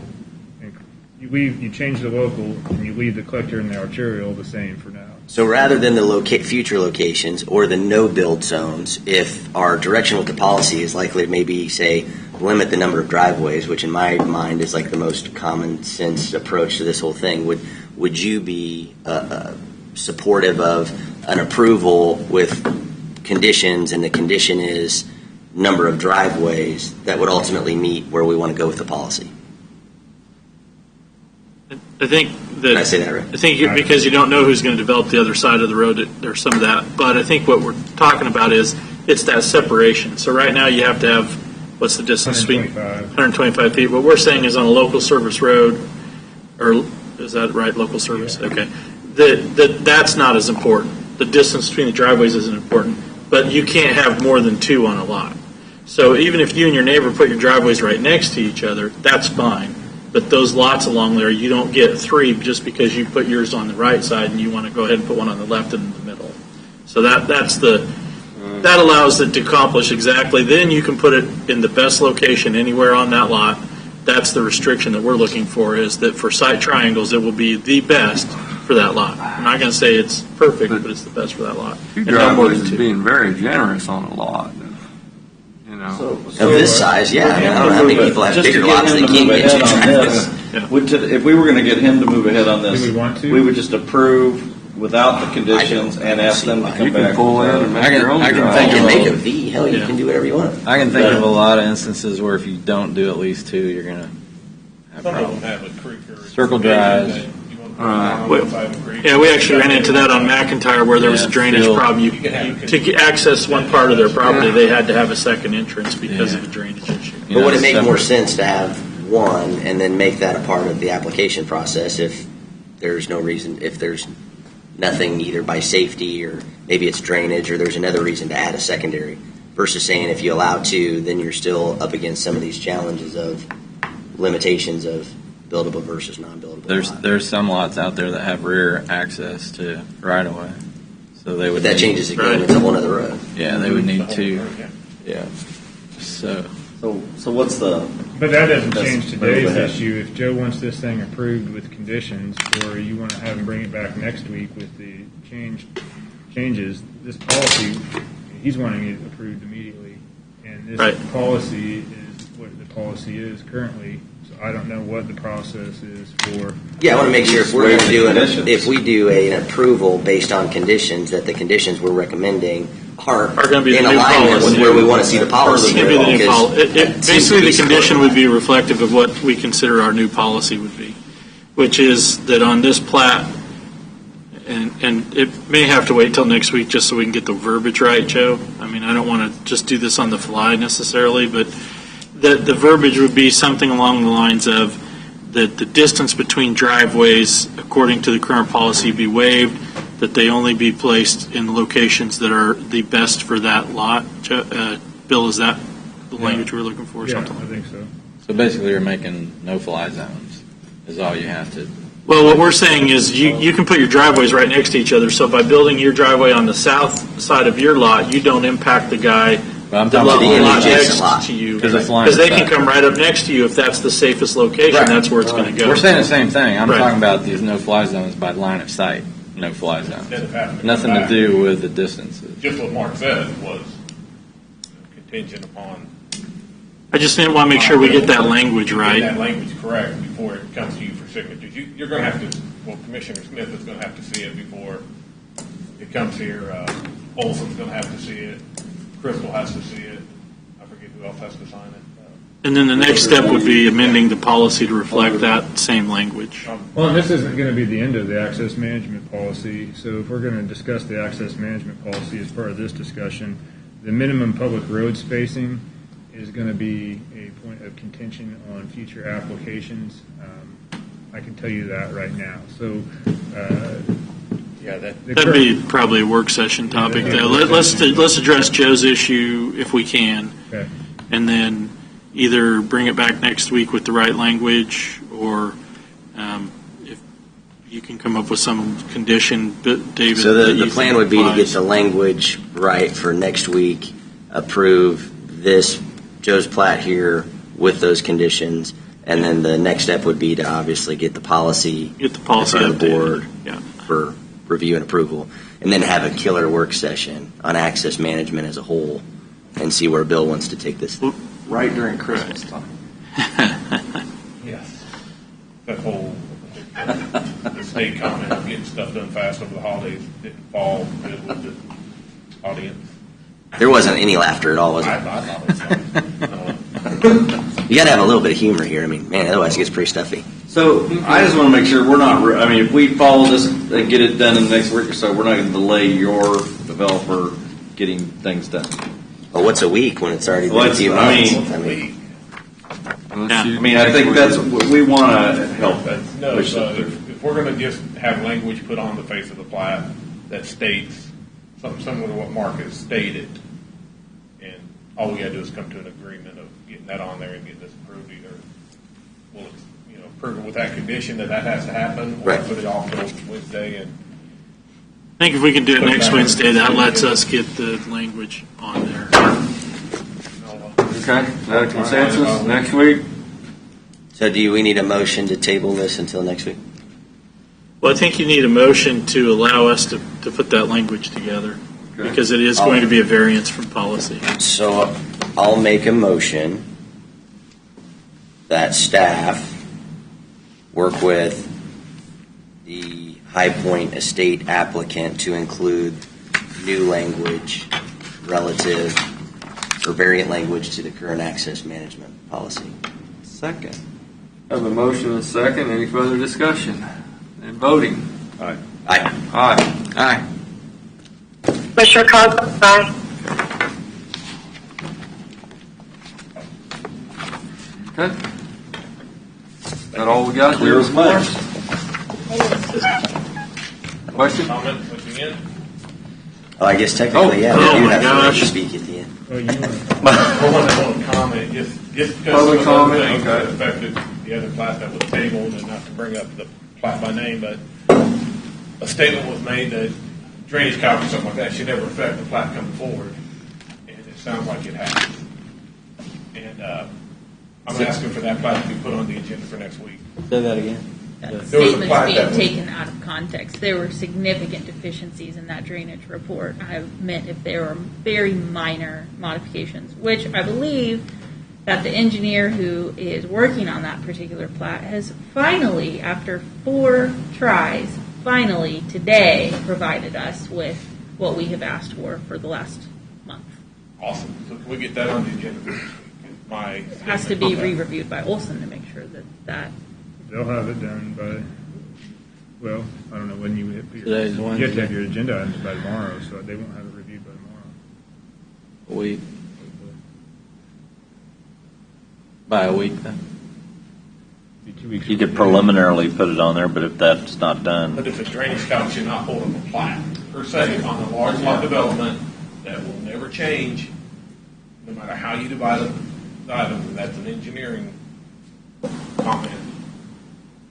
It should not hold up the final plat, maybe hold up a building permit, holding up recording it, holding up something to that level, but we're not adjusting anything on the face of the plat. Why hold up my project? Well, some of these things, not in this project, not on this project, but on some projects, it does affect the layout of your plat. Interior road projects, yes, you have, but I'm not talking about interior roads. I'm talking strictly large lot, no interior roads. Drainage calculations normally don't trigger a detention pond. Do they have to be done? I would love to see them waived and not be done. So you don't think they should be done at all? I would. That is a great discussion because actually on a large lot, the building and the permitting process, you could build a much larger house than what was calculated, much larger structure and change the drainage completely. So that is a consideration of on large lots, 2.5 acres or greater, getting rid of without an interior road, get rid of drainage calculation. Well, on your issue, your agenda item, as soon as we can, we'll get it back on for approval. As soon as everything is, and it sounds like we've got what we need, so we'll move it through as quickly as we can. I don't know that that'll be next week because we have a deadline of tomorrow, basically. But your argument is that may solve that particular project, but it's this idea of what has to be done or what is required as a part of the platting and final plat. Because, I mean, it sounds like to me, and again, I'm the least educated on this in the room, I realize that, we're trying to we're wearing too many hats. I mean, at some point, I'm trying to do the developer's job. You know what? If you want to come in and build a house on stilts, I don't care.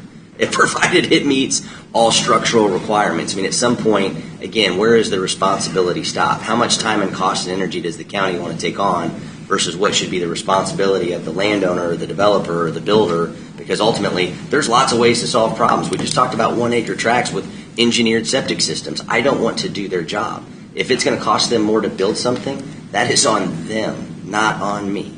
Sorry, Dave. I could add my 2 cents. I'd suggest go ahead and put that other subdivision on your agenda for next week. As Commissioner Stephen pointed out, if the review isn't completed, then you just move it to the following week. Maybe kill 2 birds. You're going to be talking about your access policy. You might as well address this at the same time. But we'll take care of that internally. I mean, that's not something, as soon as it's ready, it'll be on the agenda. That's a problem. That was on the consent, going to be on the consent. Yeah. Well, yeah, it was. It was a consent. Was it on consent? Okay. It wasn't on planning commission because of the water line, but I appreciate it. All right. So now we're done with public comment and any further business. Anybody have anything to report? I've just been, I don't know if Commissioner Culbertson is too, but we're working with some of the smaller cities to get their applications in for the CARES Act. Yeah, you, Mr. Lothry, had a conversation with Chief Gates, Fire District 1, and so hopefully that... 2 now. We've talked good. over the last week, and I think he understands exactly what he needs to do to move that forward. Okay. I attended Fairmount Township. Yeah, I attended Fairmount Township last week meeting. They're having they have meetings, not Zoom. Oh, really? Yeah. So I actually was 7 or 8 minutes late to the Port Authority, and it was already over. So they had very quick action items. So very right. I thought they had a special meeting last week. Okay. I will be at today's meeting that I think starts in 3 minutes. Yeah. And then want to thank Vicky again. So she attended. So last week they had another fire district meeting on Friday, and Vicky attended in my behalf. I got stuck out of town. So I don't know if anything Vicky wants to share in regards to Friday's meeting. Okay. Did anyone else get a subpoena for court next week on the fire district? No, I didn't really have anything else to share. It was an executive session, and we had some discussions regarding the CARES funding, but that's about it. Okay. Well, thank you again for going. Okay. And I don't know if any other commissioners are, if no other commissioners are going, I'm also going to call into that. Okay. That'll work. So, yes, I do have a subpoena for next Wednesday. Wow. And it's a Zoom, I hope. It is. So, Next if I have to leave the meeting. Next Wednesday is a trial in the matter of the Board of County Commissioners versus City of Lansing, Fire District Number 1 Board of Trustees. Will commence at 9 o'clock. It's via Zoom. Commissioner SCHIMKE, Commissioner KAAZ, I will be meeting with you prior to that, as Commissioner Smith, as I believe you would be the 3 commissioners who might be called to testify. I would suggest, since it's being done on Zoom, that you go ahead and convene your meeting next Wednesday, and as you are needed, I can pull you out of the meeting and put you onto Zoom. Commissioner KAAZ, I'll need to work with you on how to coordinate that. Okay, I can come on in. Okay, would we recess or just leave the Just meeting? one, since only one of you would be at a time, Okay. you just get up and come sit in front of a screen for a while. Okay. All right. I was going to go to the Port Authority meeting. Are you going to go too? Well, you guys want to go? You guys can go. Okay. That'll work. Because 3 of us can't go, right? Right. I can sit this one out. Okay. It'd be better if we didn't. Yeah. Especially on a meeting. Like I said, we're at a luncheon or something and we don't sit with one another. Yeah. But when Be it's sure to bring that actual back up, though. I'm ready to start having some luncheons because, I'm starving half the time on Wednesdays. Well, good thing I think you brought Doug it lost up. 10 pounds since this COVID thing. Yeah. They do. They got a great spread. You can learn something and eat. We haven't been able to eat for several months. It's getting ridiculous. You might live longer. Yeah. Commissioner Cause, you have anything? No, I don't. Okay, then motion to adjourn. Second. So moved. Second. Voting. Aye. Aye. Aye. Commissioner Cosgrove, aye.